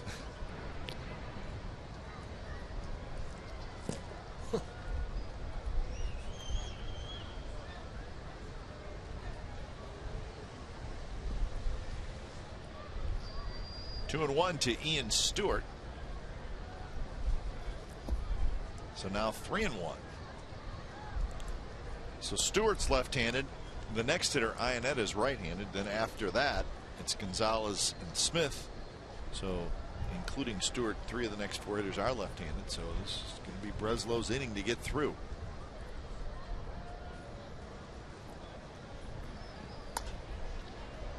Very high, shallow right. Ellis out, Cust in, and it's going to be Mark Ellis, and he runs into Cust. And both guys getting up slowly, but they're both up. So let's make sure they're both okay, and it looks like they are. Welcome back, Mark. 60 days on the disabled list, and no, that was wow. If that was in football, they'd be throwing a flag for clipping, wouldn't they? Well, you know what was scary is the knees of Mark Ellis. Exactly. And well, fortunately, right at the end, Jack Cust kind of went down and went off to the side and got Mark in his back with his arms. That was scary. So 1 out. It was not an easy out, but recorded nonetheless. Chris Ionetta is the hitter.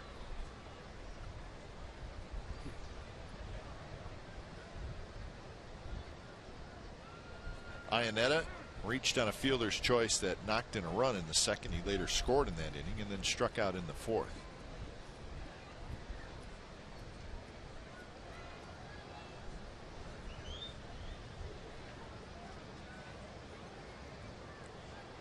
The Angels are blowing out the Arizona Diamondbacks. It's 9-2 in the 5th inning in Arizona.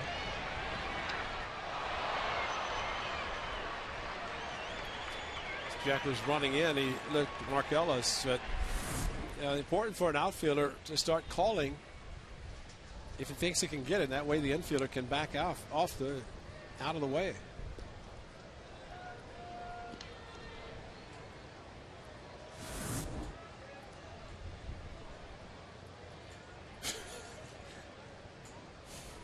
Big sigh. Yeah. How bad would that have been? Man.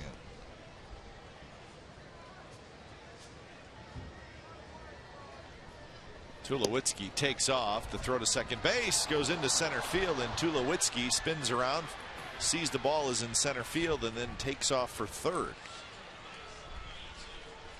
So stolen base, and it's going to be an error on Landon Powell. So that's the 11th stolen base of the year for Tulowitzki. Now Breslow had thrown to first, lifting the leg, and ball running right into the runner, thrown into the runner, and Mark Ellis trying to make an adjustment. Tulowitzki did not know where the ball was, still had plenty of time as Sweeney coming in from center field.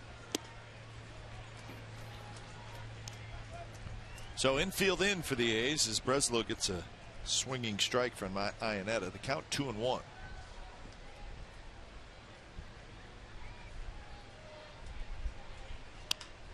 And now it's 2-2. Carlos Gonzalez is in the on-deck circle.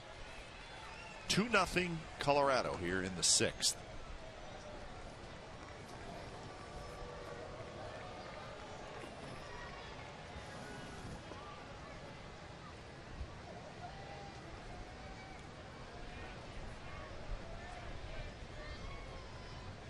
Yeah, good fastball inside, a swing and miss for strike one, and of course the strikeout very important in the situation if he can get it. And he got it. Good slider this time, and Iannetta strikes out, so he cannot get the job done.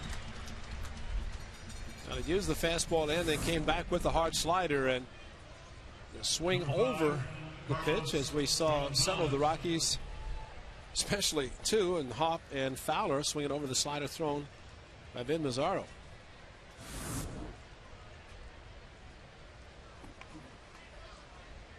Here's Carlos Gonzalez.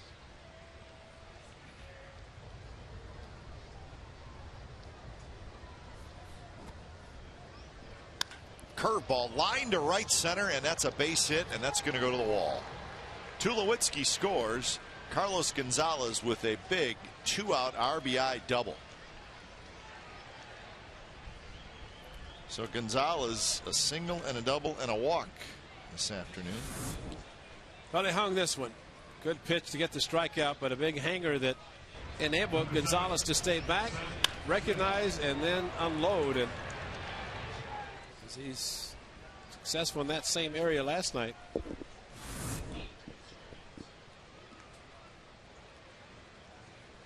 So Gonzalez picks up his 4th RBI of the year, and here's Seth Smith. There's a strike. So the Rockies pick up another run.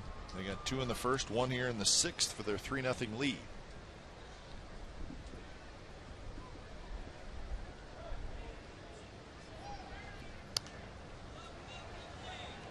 Another hittable breaking pitch from Breslow.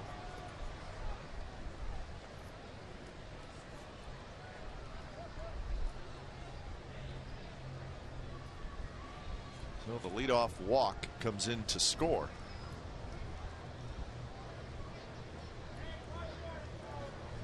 Oh, 0-2 to Smith.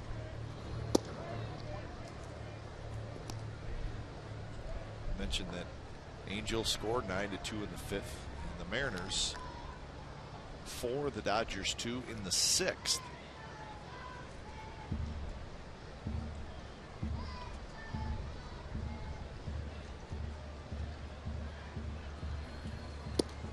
Strike 3 called with a fastball outside corner. So a couple of strikeouts for Breslow, but a run for the Rockies. Bottom of the 6th, coming up 3-0 Colorado.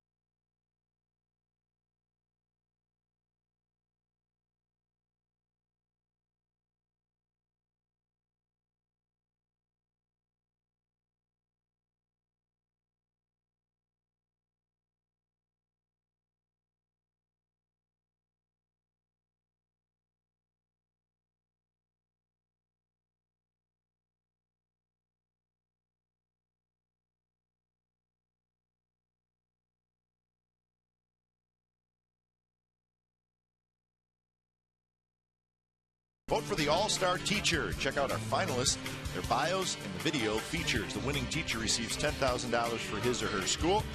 CSNCalifornia.com All-Star Teacher Award is sponsored by Comcast, KBR, and the San Francisco Chronicle. It's now a 3-0 Rockies lead here in the bottom of the 6th inning. First pitch to Jason Giambi from Aaron Cook is low. Giambi, Suzuki, and Cabrera. Wouldn't it be nice just to see the A's break out and just score a whole bunch of runs? Have somebody look on the out-of-town scoreboard saying the A's are blowing out the Rockies. Or maybe the game against the Twins a couple weeks ago where Nick Blackburn was really shutting down the A's and it looked like the A's were headed for a defeat, but they scored 3 in the 8th and 1 in the 9th, I believe. Maybe that's the way this game is going. Michael Kadire tried to make a shoestring catch, and the ball ended up being a triple. Open the doors. Adam Kennedy with a home run. Rajay Davis, game 1 in the 9th. Take it any way you can get it. And now the A's just trying to put together some hits. And Carlos Gonzalez has it, so Jason Giambi is 0 for 2 with a walk. 1 out here in the bottom of the 6th.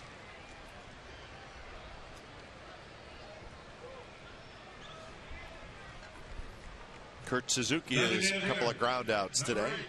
Kurt Suzuki.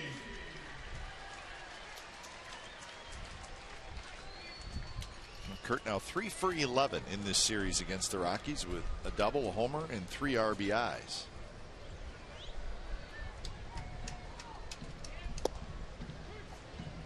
Extending that out a little bit. Kurt with 14 hits in his last 37 at bats. Right now his average sitting at 277.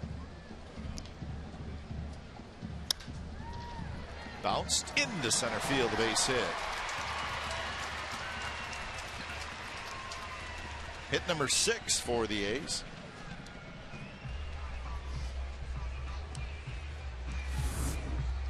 Shortstop, number 18, Orlando Cabrera. now the A's need to put some hits together with runners in scoring position.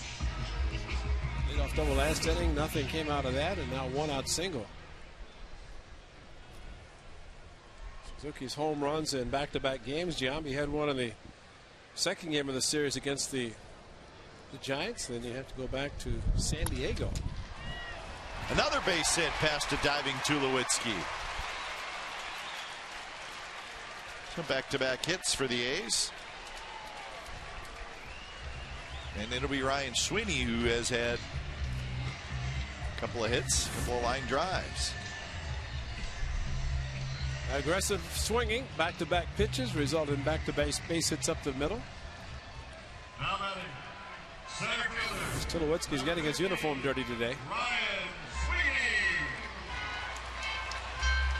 Mark Gillis came back and talking to Cliff Clavin, talking about playing in the minor leagues and how different it was being up here. And Cliffy said, well, you know your uni's always going to be clean. That's true. Cliffy is the best. Can get dirty, but next day it'd be pearl. Just like you never worn it.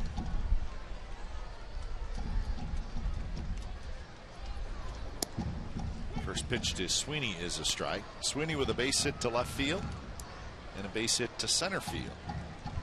So his average up to 259 with the 2 hits. In the series, 3 for 7.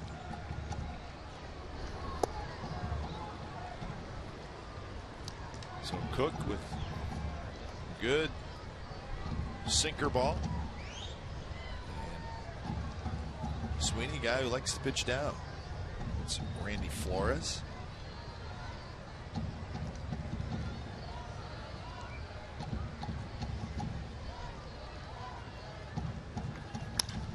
Hit hard right to Tulowitzki.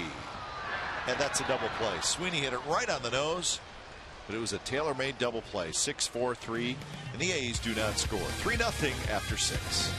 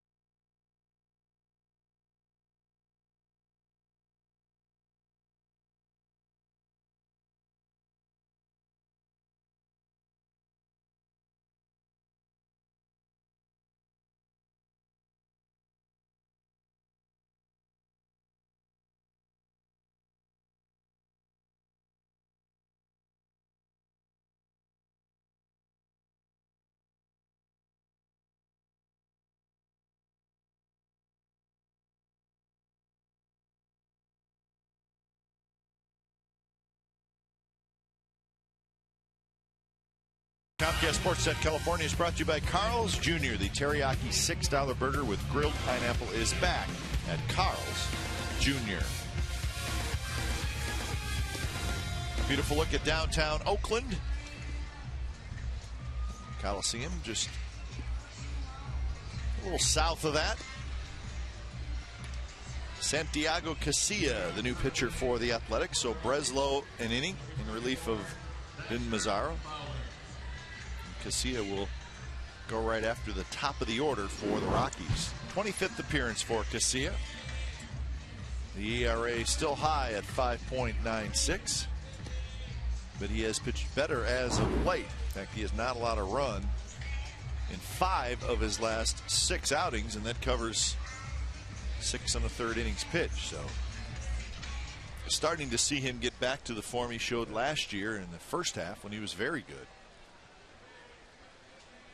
Pitched on Friday night.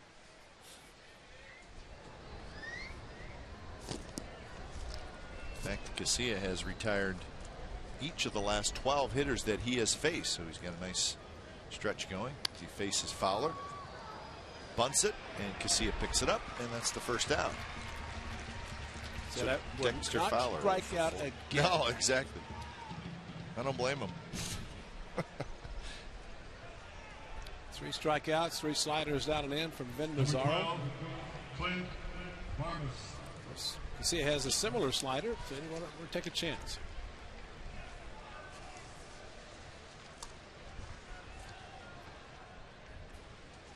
Here's Clint Barmes. Barmes a double in the first, a walk in the second, a strikeout in the 5th.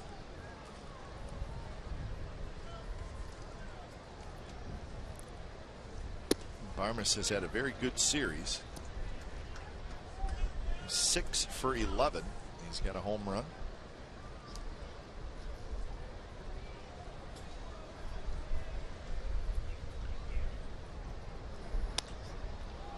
High pop-up foul territory.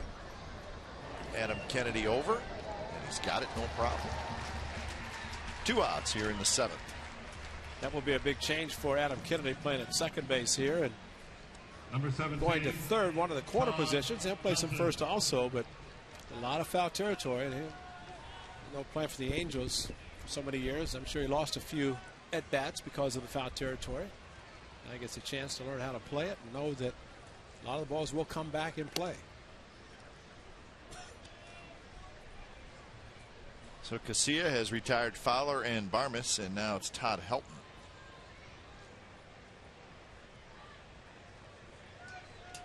Three ground ball outs for Helton in this ball game.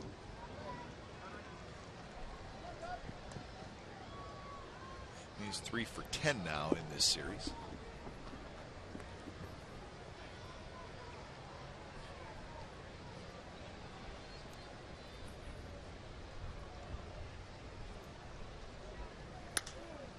That one's driven left field. Holiday back near the wall, and it's off the wall, and it rolls towards center field, and Helton's going to go around second, and he's going to make it to third standing up. So Todd Helton going the other way, and he's got a triple. A great follow through the ball. It did not look like he was going to carry to the wall, but the opposite field power that Helton is showing, especially with a high fastball from Casilla and kind of tailing away from him. Looked like Holiday was going to have a chance, and as he went up, the ball came back, carried him off him.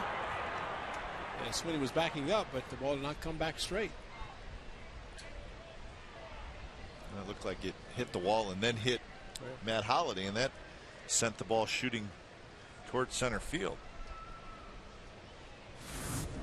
Well, unfortunately for Matt, the ball was not hit high enough that he could get back, because looking where the ball hit, had he been back to the wall, should have been able to make the play. So Brad Hopp is the hitter. Kurt Young finishes his meeting with Casilla.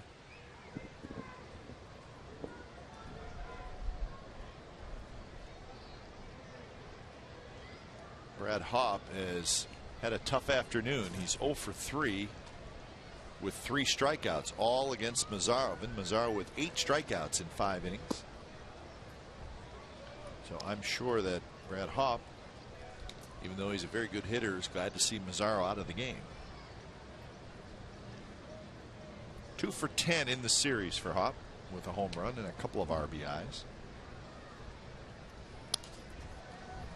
Got a pitch to hit there, and he fouled it back. That is a situation. Kurt Young went out and it might have been discussed with him the possibility of at least pitching him carefully, or under normal circumstances might walk Hopp to get to Tulowitzki. He's a right-hander. But this is something you learn, how a pitcher can handle a situation where you might say pitch him carefully, don't be afraid if you walk him.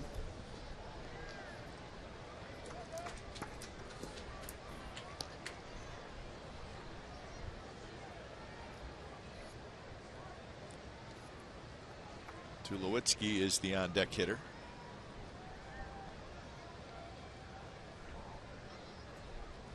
You can see it could bear the same slider down and in that Mazzaro did in striking out Hopp 3 times. And he got him looking this time as Hopp could not pull the trigger. Brad Hopp has struck out 4 times today. 3-0, 7th inning stretch.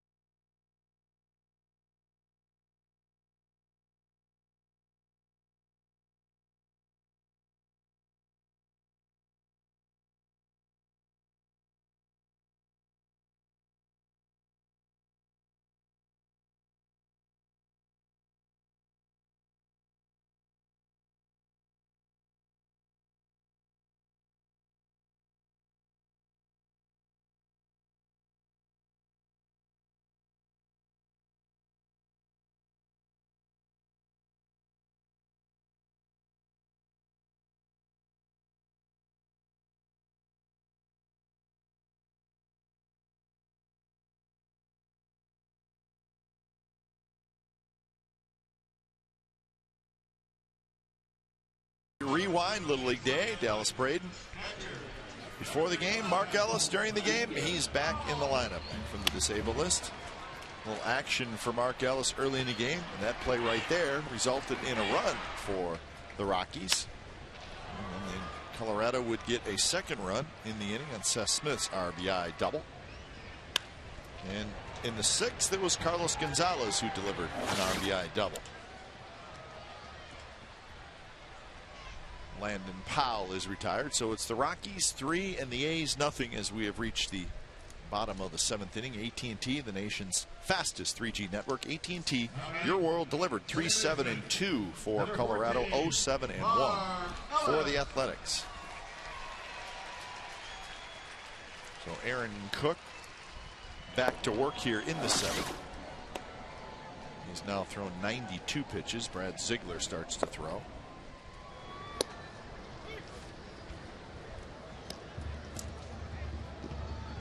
Have had a couple of chances against Cook. 2 on in the 1st inning, 2 on in the 2nd. Had a runner at 3rd with 1 out in the 5th. And he had 2 on and 1 out in the 6th. So the opportunities have been there. They just have not been able to get a big hit. A 1-2 now to Mark Ellis. Mark struck out looking in the 2nd and doubled in the 5th.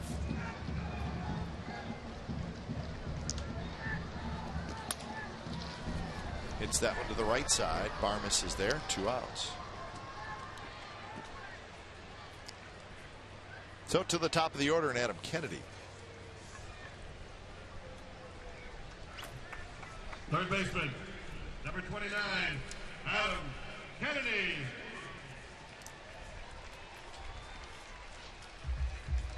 Ray, we mentioned the Angels were blowing out the Diamondbacks 9-2 in the 6th inning. Well, as I look up on the scoreboard, the game is now in the 7th inning. It's 9-8. What the heck is going on down there in Arizona? Must be the bullpen of the Angels again. Top of the 7th inning, 9-8. It was 9-2. Well, you can come back in that ballpark. It is a hitter's park. So Arizona is doing that. So we'll keep an eye on that one.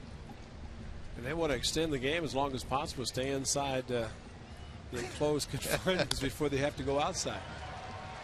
Center field, and what a play by Dexter Fowler. Right at the last minute, he reached down and made the catch. 3 up, 3 down inning for Aaron Cook.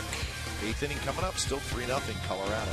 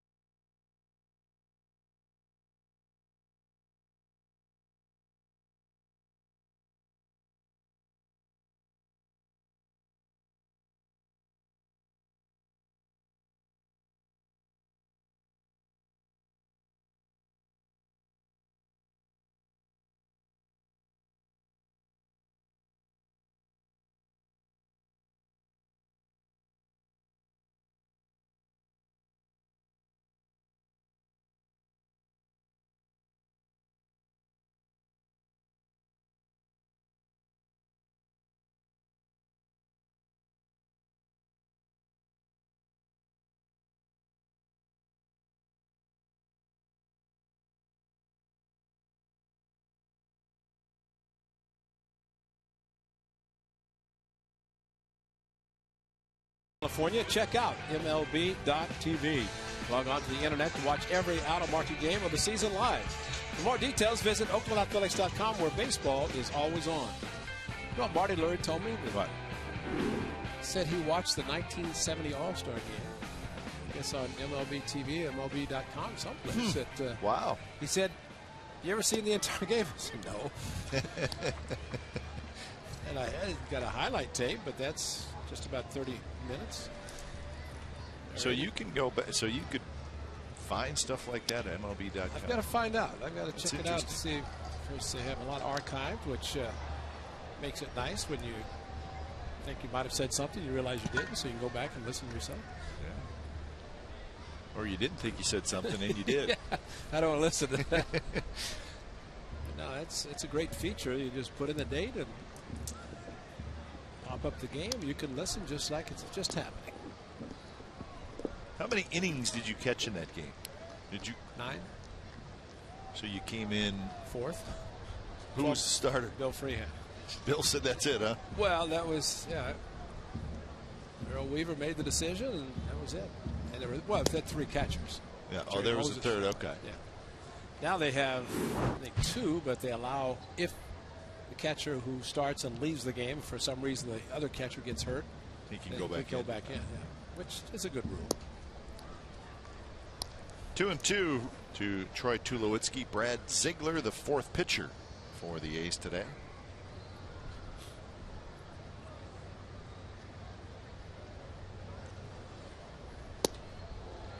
Very close pitch on 2-2, but a bit outside, says Mark Wegner. Tulowitzki, a single in the 2nd, a walk in the 3rd, and a walk in the 6th. He's also stole a base, and he scored 2 runs.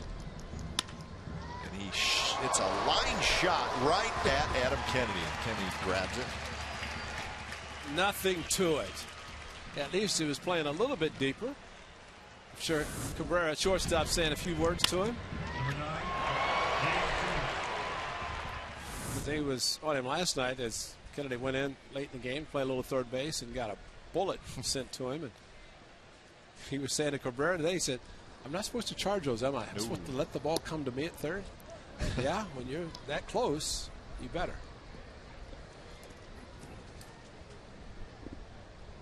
Ian Stewart is the hitter, and he takes a strike. Stewart a base hit in the second inning. He flared one down the left field line for a hit. And a ground out to second and a pop out to second. And he rifles one to right field, and that's going to be over the head of Jack Cust off the wall. Cust gets a nice big hop, throws it back in, but Stewart's going to have a double. So Ian Stewart is 2 for 4.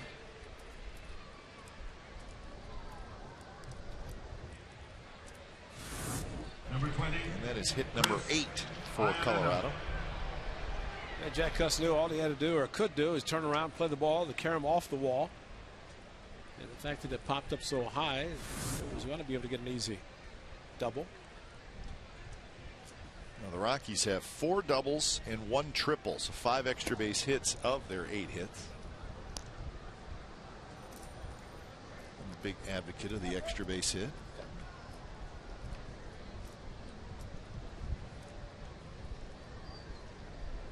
Chris Iannetta is 0 for 3. Nice bouncer to Kennedy, and he throws out Iannetta for the second out.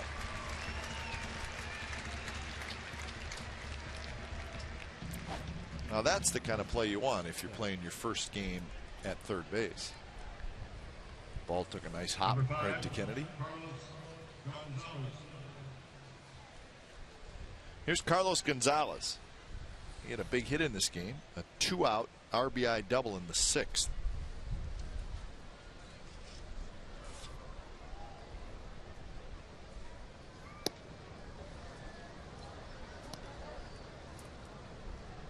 Gonzalez is 4 for 7 in the series. Did not start the first game of the series. Braden was a starting pitcher in that one.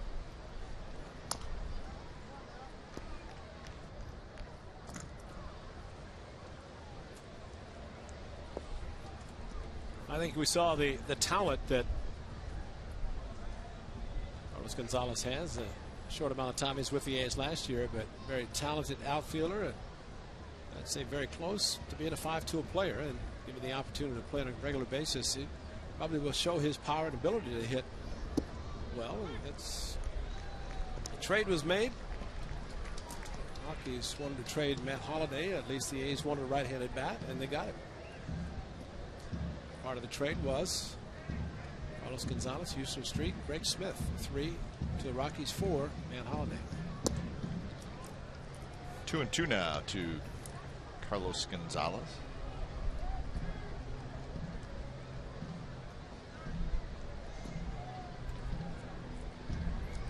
Gonzalez still a young man, just 23 years of age.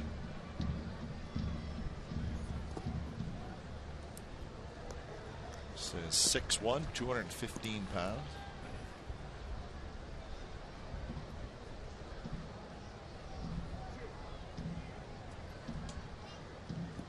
His first year in professional baseball was 2003.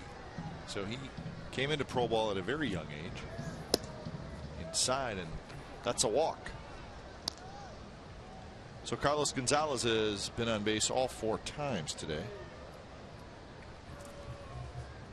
Number 7, Seth Smith. So 2 on, 2 out for the 9th place hitter. It's the DH Seth Smith.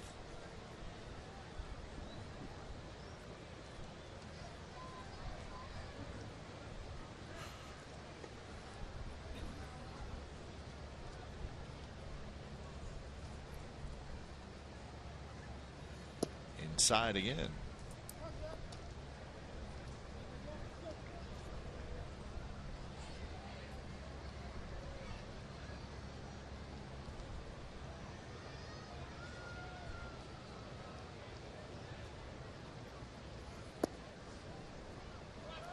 Brad Ziegler, when he throws inside the lefties, he tries to run the ball in and bring the ball back. And of Of course, he's missing down in the strike zone, which is good.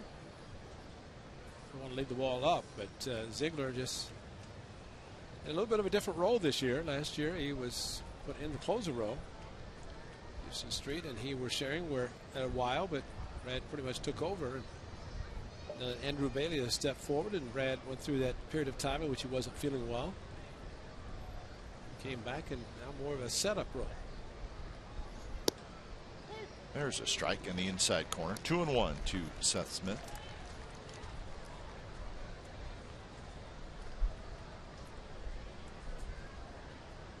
Smith an RBI double in the second, and grounded to short in the fourth, and struck out looking in the sixth.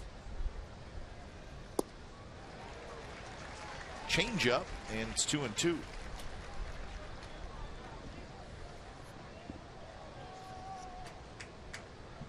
take a look at Seth Smith.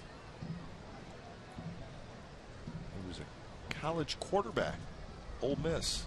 The problem is he never played because he was playing behind Eli Manning, who, if I remember correctly, was pretty good in college.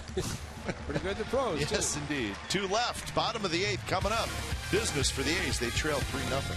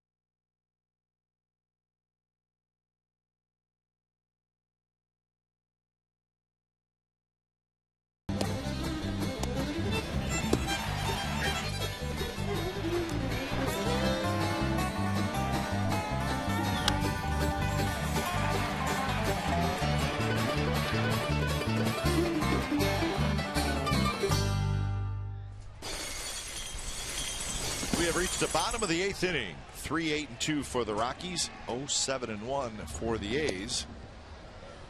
And it's Aaron Cook back to the mound. So Cust, Holiday, and Giambi, the big hitters up here in the 8th inning. What the A's need more than anything is a couple base runners, and then maybe a long one.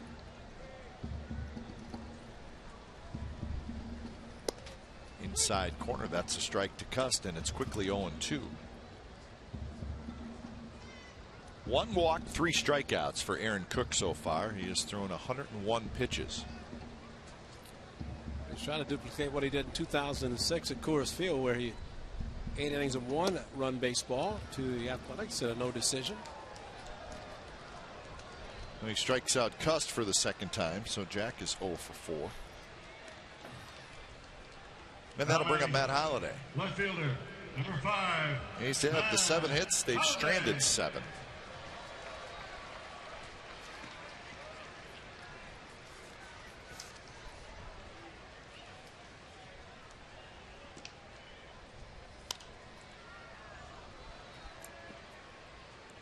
Now the White Sox beat the Cubs today 6-0. That was the rubber game of that interleague series between the two Chicago teams.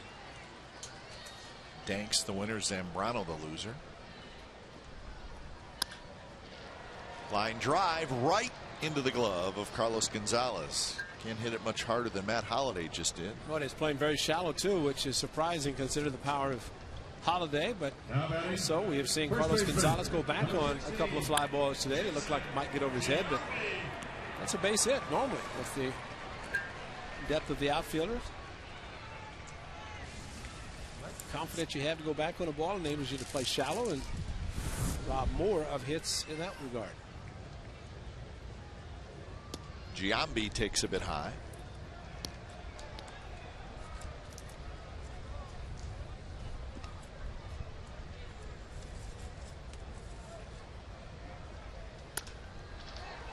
Another well hit ball to left, and this is going to go over the head and off the wall of Carlos Gonzalez. Giambi digging for second. The throw is there, and he's out. Wasn't that close? So it's a single. Giambi thrown out at second by Carlos Gonzalez. A's do not score. 3-0 Rockies.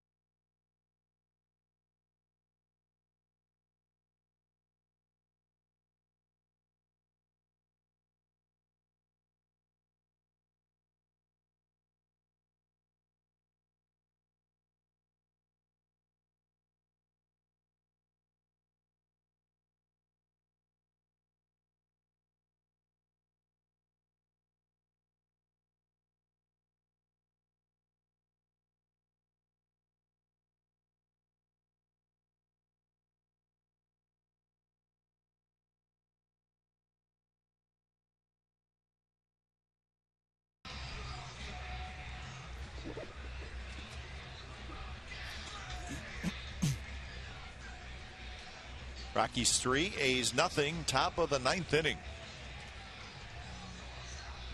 A's will bring on their closer Andrew Bailey for an inning of work. Bailey, the 5th pitcher for the A's this afternoon. So this is game number 74 for the A's, and for Andrew Bailey, it's appearance number 35. So he's been a busy guy so far this year, his rookie season, and he's been terrific. Bailey pitched on Friday night, in 1 inning through just 16 pitches, had a couple of strikeouts. He faces Dexter Fowler, Clint Barmas, and Todd Helton.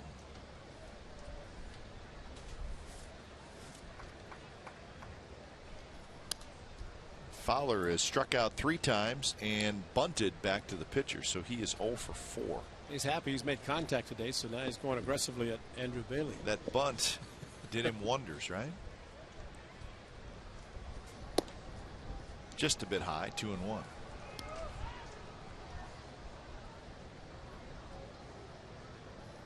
Angels still leading Arizona 9-8 in the 8th inning.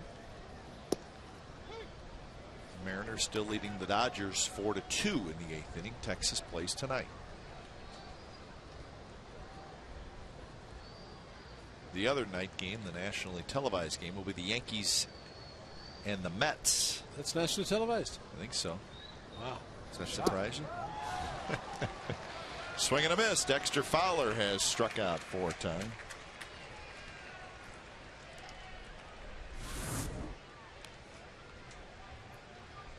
Number 12. He said, I got the 9th. I want the shutout. That's what I'm going to go for anyway. He's just giving up 8 hits. Yep. No runs. I like that. Absolutely. He's telling Jim Tracy like that even before he gets the dugout. letting everybody know. And the bullpen's quiet.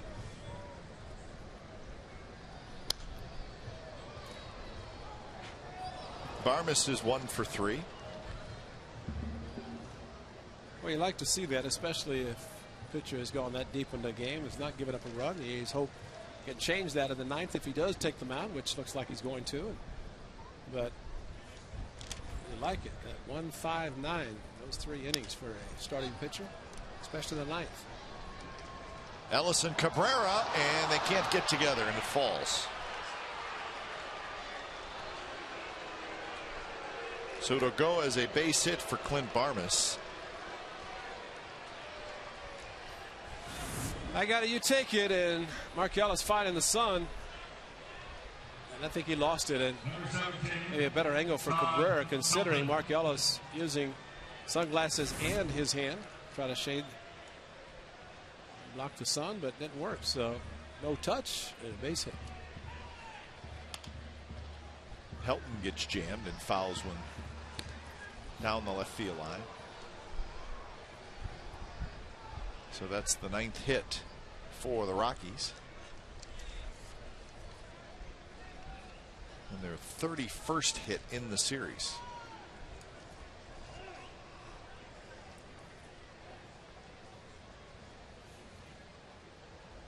The Red Sox lost today. Atlanta beat Boston 2-1.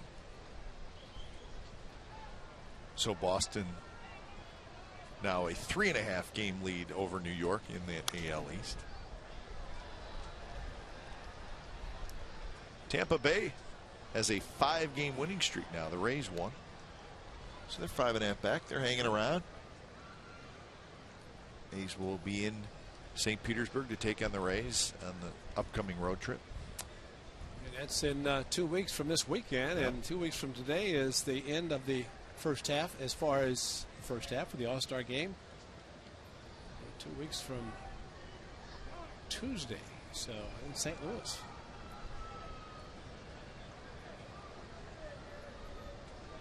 It's on us very quickly this year. It Sure seems. is. Well, it's long spring training and a late start of the regular season. Good news, interleague play is about to end. It has not been good for the A's this year, and that's a change from years past. But right now, the A's are 5-12 against. This year, it's been the National League West. And it's 2 more losses than they've ever had in interleague play, and 10 is the other, and A's don't come back today. It'll be 13. Helton can't believe that that pitch was called a strike. It was. First pitch of the game, the exact same location to Fowler. Maybe this was better. That's a strike. Yeah, I think Landon Powell, outside corner, came back with the ball right down the middle. Probably fooled Helton more than anything, the fact that it was down the middle. So here's Brad Hawpe. How about this, Ray? Now, the A's pitchers have struck out 13 Rocky hitters today. Brad Hawpe has struck out 4 times, and he's in the batter's box right now. I'm bunting. I'm telling you, I'm laying one down. Shows what I know. He hits it hard to Ellis, side, retire. Bottom of the 9th coming up. Work to do for the Athletics. It'll be Suzuki, Cabrera, and Sweeney. Cook is headed out.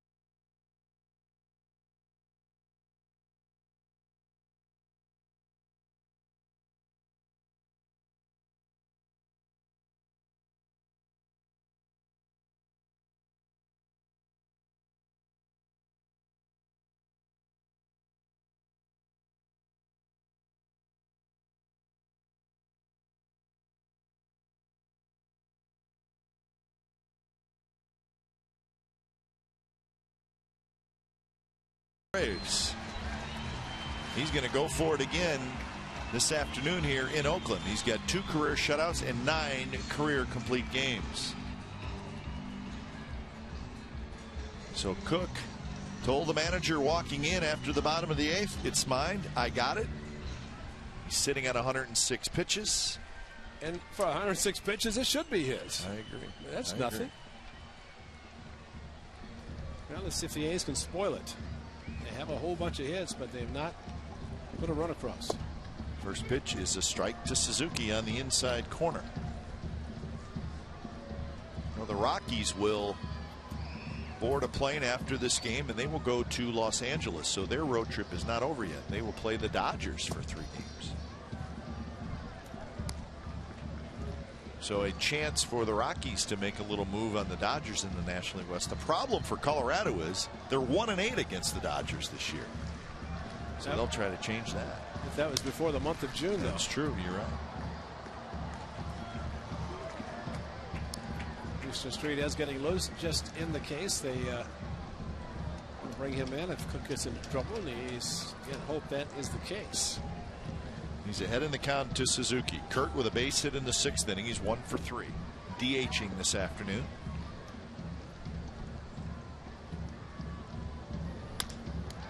Up the middle, off the glove. Barmes cannot pick it up clean. Cook got a glove on it, but it's going to be a hit for Suzuki. So a good start for the A's here in the bottom of the 9th inning. Well, the A's scored 4 last night in the 9th inning. And the tying run at the plate came up 2 runs short, but a high, maybe a slider off the glove. Guess what? Casey said, gave you 1 batter, maybe batter to batter. Unless they had a conversation in the dugout. No, Streets. Well, he has not pointed down there yet. So we'll see what happens here.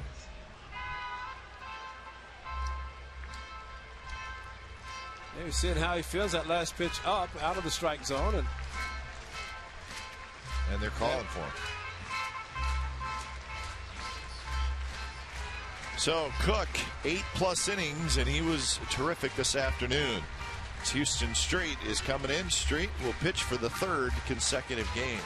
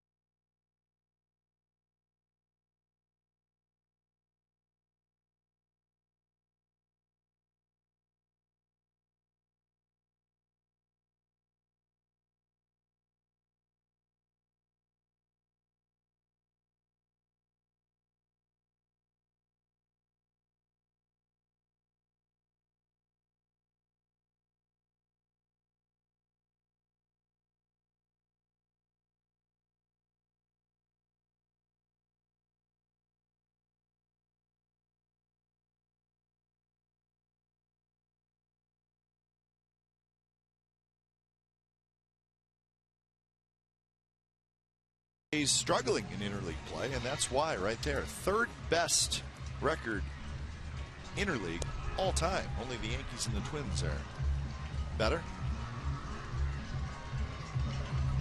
But not the case here in 2009. He's trying to make some noise here in the bottom of the 9th inning. They've got the starter Aaron Cook out. The closer for the Rockies, Houston Street, comes in. So Street with 18 saves in 19 opportunities, and he has picked up the save in both games in this series. So he's trying to make it 3 in a row. I did not think he would get in the game last night, but he did. And the A's rallied late, scoring 1 in the 7th, 2 in the 8th, and then 4 in the 9th. Here's Cabrera. He goes after the first pitch and pops a foul back. Well, in the last 3 innings in this series, the A's have scored 9 runs, so they've done some damage late. Unfortunately, we're just a little bit too far behind. Today, it's a 3-0 deficit.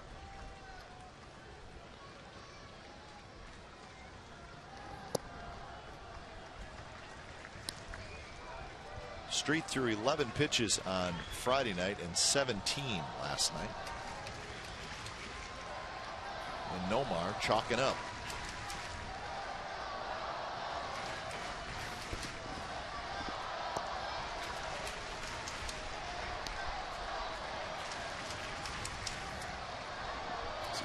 I think in some case last night, Street settling in, not expecting to come in, that because he did have to pitch last night, pitched the 9th, the day game after night game. Maybe it's not as sharp. He's had one of their good comebacks. And now 3-1. Ryan Sweeney is the on deck hitter. After that, it's Landon Powell.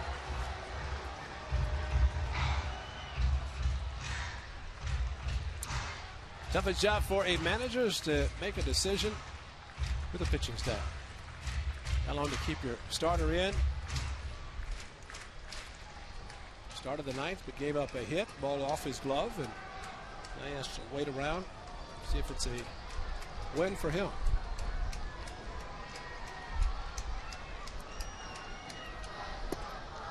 There's a strike as Cabrera flips the bat away. So it's a full count, 3-2.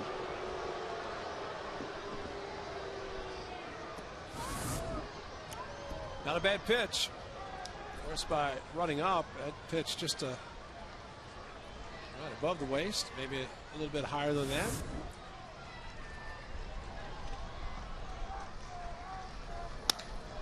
Face hit left field. A's will get the tying run to the plate. So Cabrera, like Suzuki, a 2-hit game. Well, they took a 3-1 fastball, got a better one, 3-2. This one a little bit lower, right in the hitting zone for Cabrera. Center fielder, number 15, Ryan Sweeney hit the ball hard 3 times, 2 hits and 1 a double play. It's Garcia Parra out in the on-deck circle for Landon Powell. Well, the A's have out-hit the Rockies 10-9. First pitch is low to Sweeney.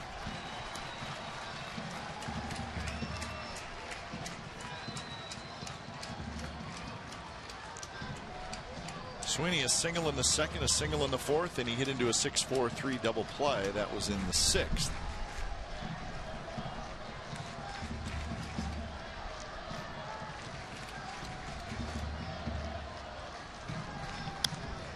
High pop-up foul down the left field line.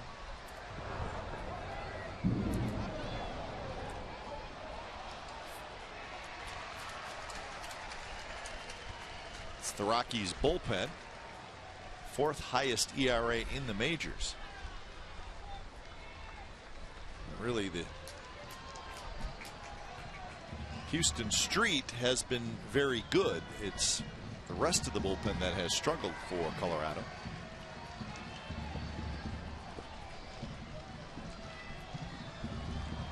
But today they got 8+ innings from their starter Aaron Cook.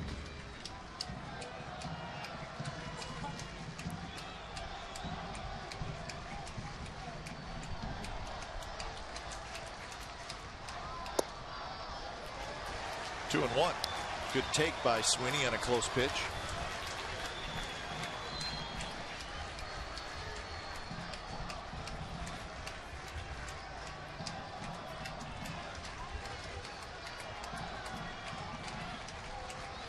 Suzuki at 2nd, Cabrera at 1st.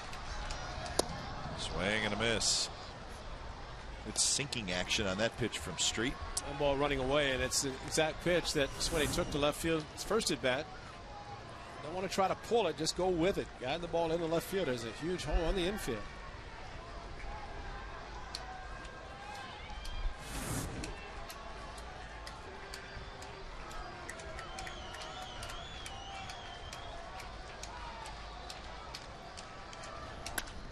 Bounced into center field. That's a base hit.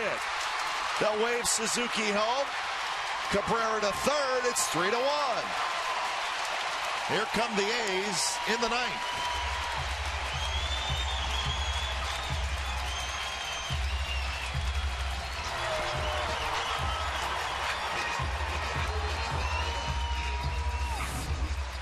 Well, another pitch out of the strike zone, but maybe start calling Ryan Sweeney Yogi Berra. Yogi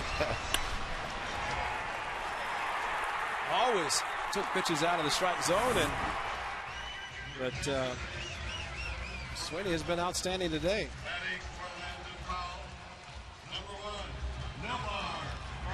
So here's Garcia Parra.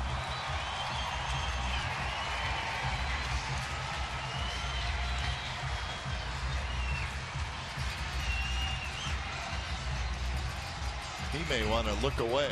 Aaron Cook, the starter. So Garcia Parra will pinch hit for Landon Powell. Nomar is 4 for 12 as a pinch hitter this year. And he's got a couple of RBIs. We say it every time. He likes the first pitch.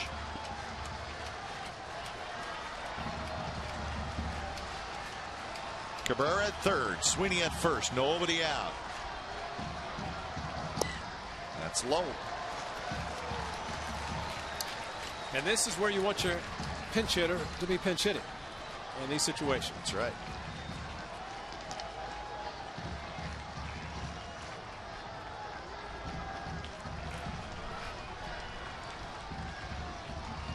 Swing and a miss on a slider.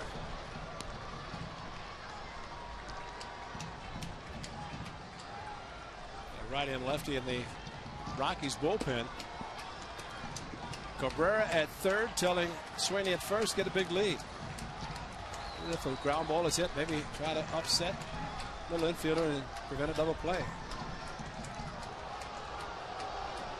And not get picked off. No.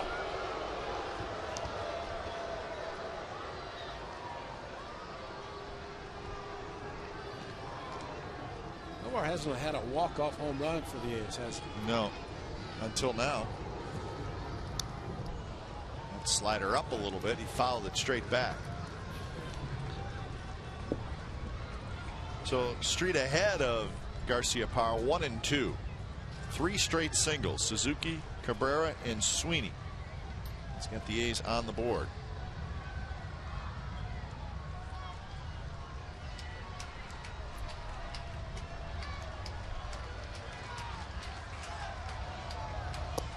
Good take there.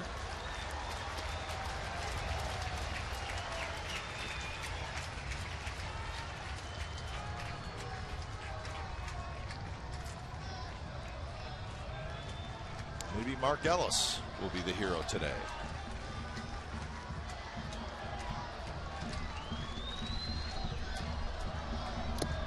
Swing and a foul tip, and it's held on by Iannetta, and that's a strikeout. 1 out.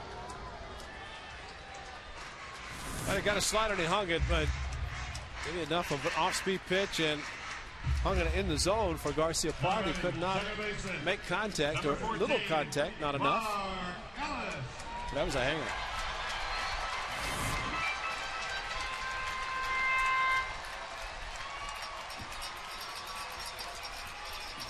Well, one thing Jim Tracy did in letting Aaron Cook go out for the 9th inning, and then took him out after one batter. Closers, if they come in the ninth, they like to come in to start the inning.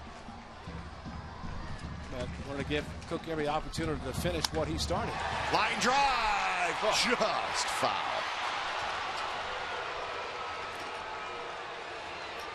We may have had action there, folks, because Sweeney, the runner at first, runs very well. Another pitch, a little bit up, and As former teammates, you can see Houston Street watching the ball, as all of us were, to see how close, if it's going to be fair, and that's how close it was to being maybe a game-time double. Street going down the line.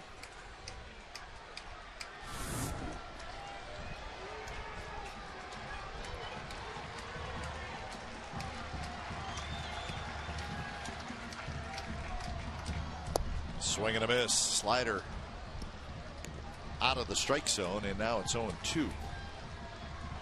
Yeah, that's a nasty pitch that Houston Street now throws because of the increased velocity. It's really helped the slider. His location on the mound has changed, and his location foot-wise, which enables him to get the hard slider and break it sharply away from right-handers.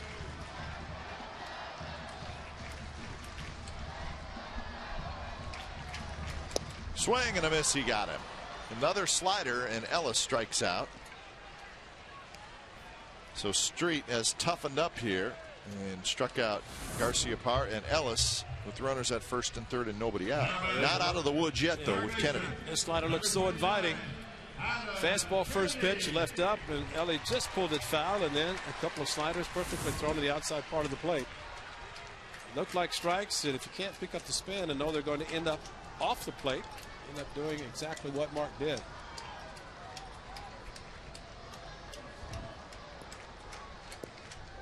So it's up to Kennedy. He's 1 for 10 with runners in scoring position today. Kennedy trying to keep the game going. First pitch is high. Jack Cust is in the on-deck circle. Kennedy 0 for 4. And he has never had a hit against Houston Street.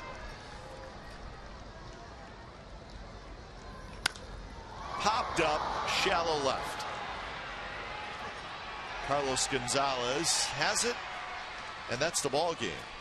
So the Colorado Rockies stay hot, and they come into the Oakland Coliseum and they sweep the Athletics.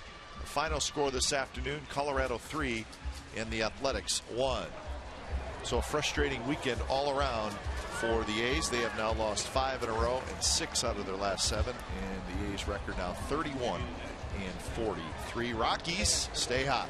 They pick up their 40th win of the year.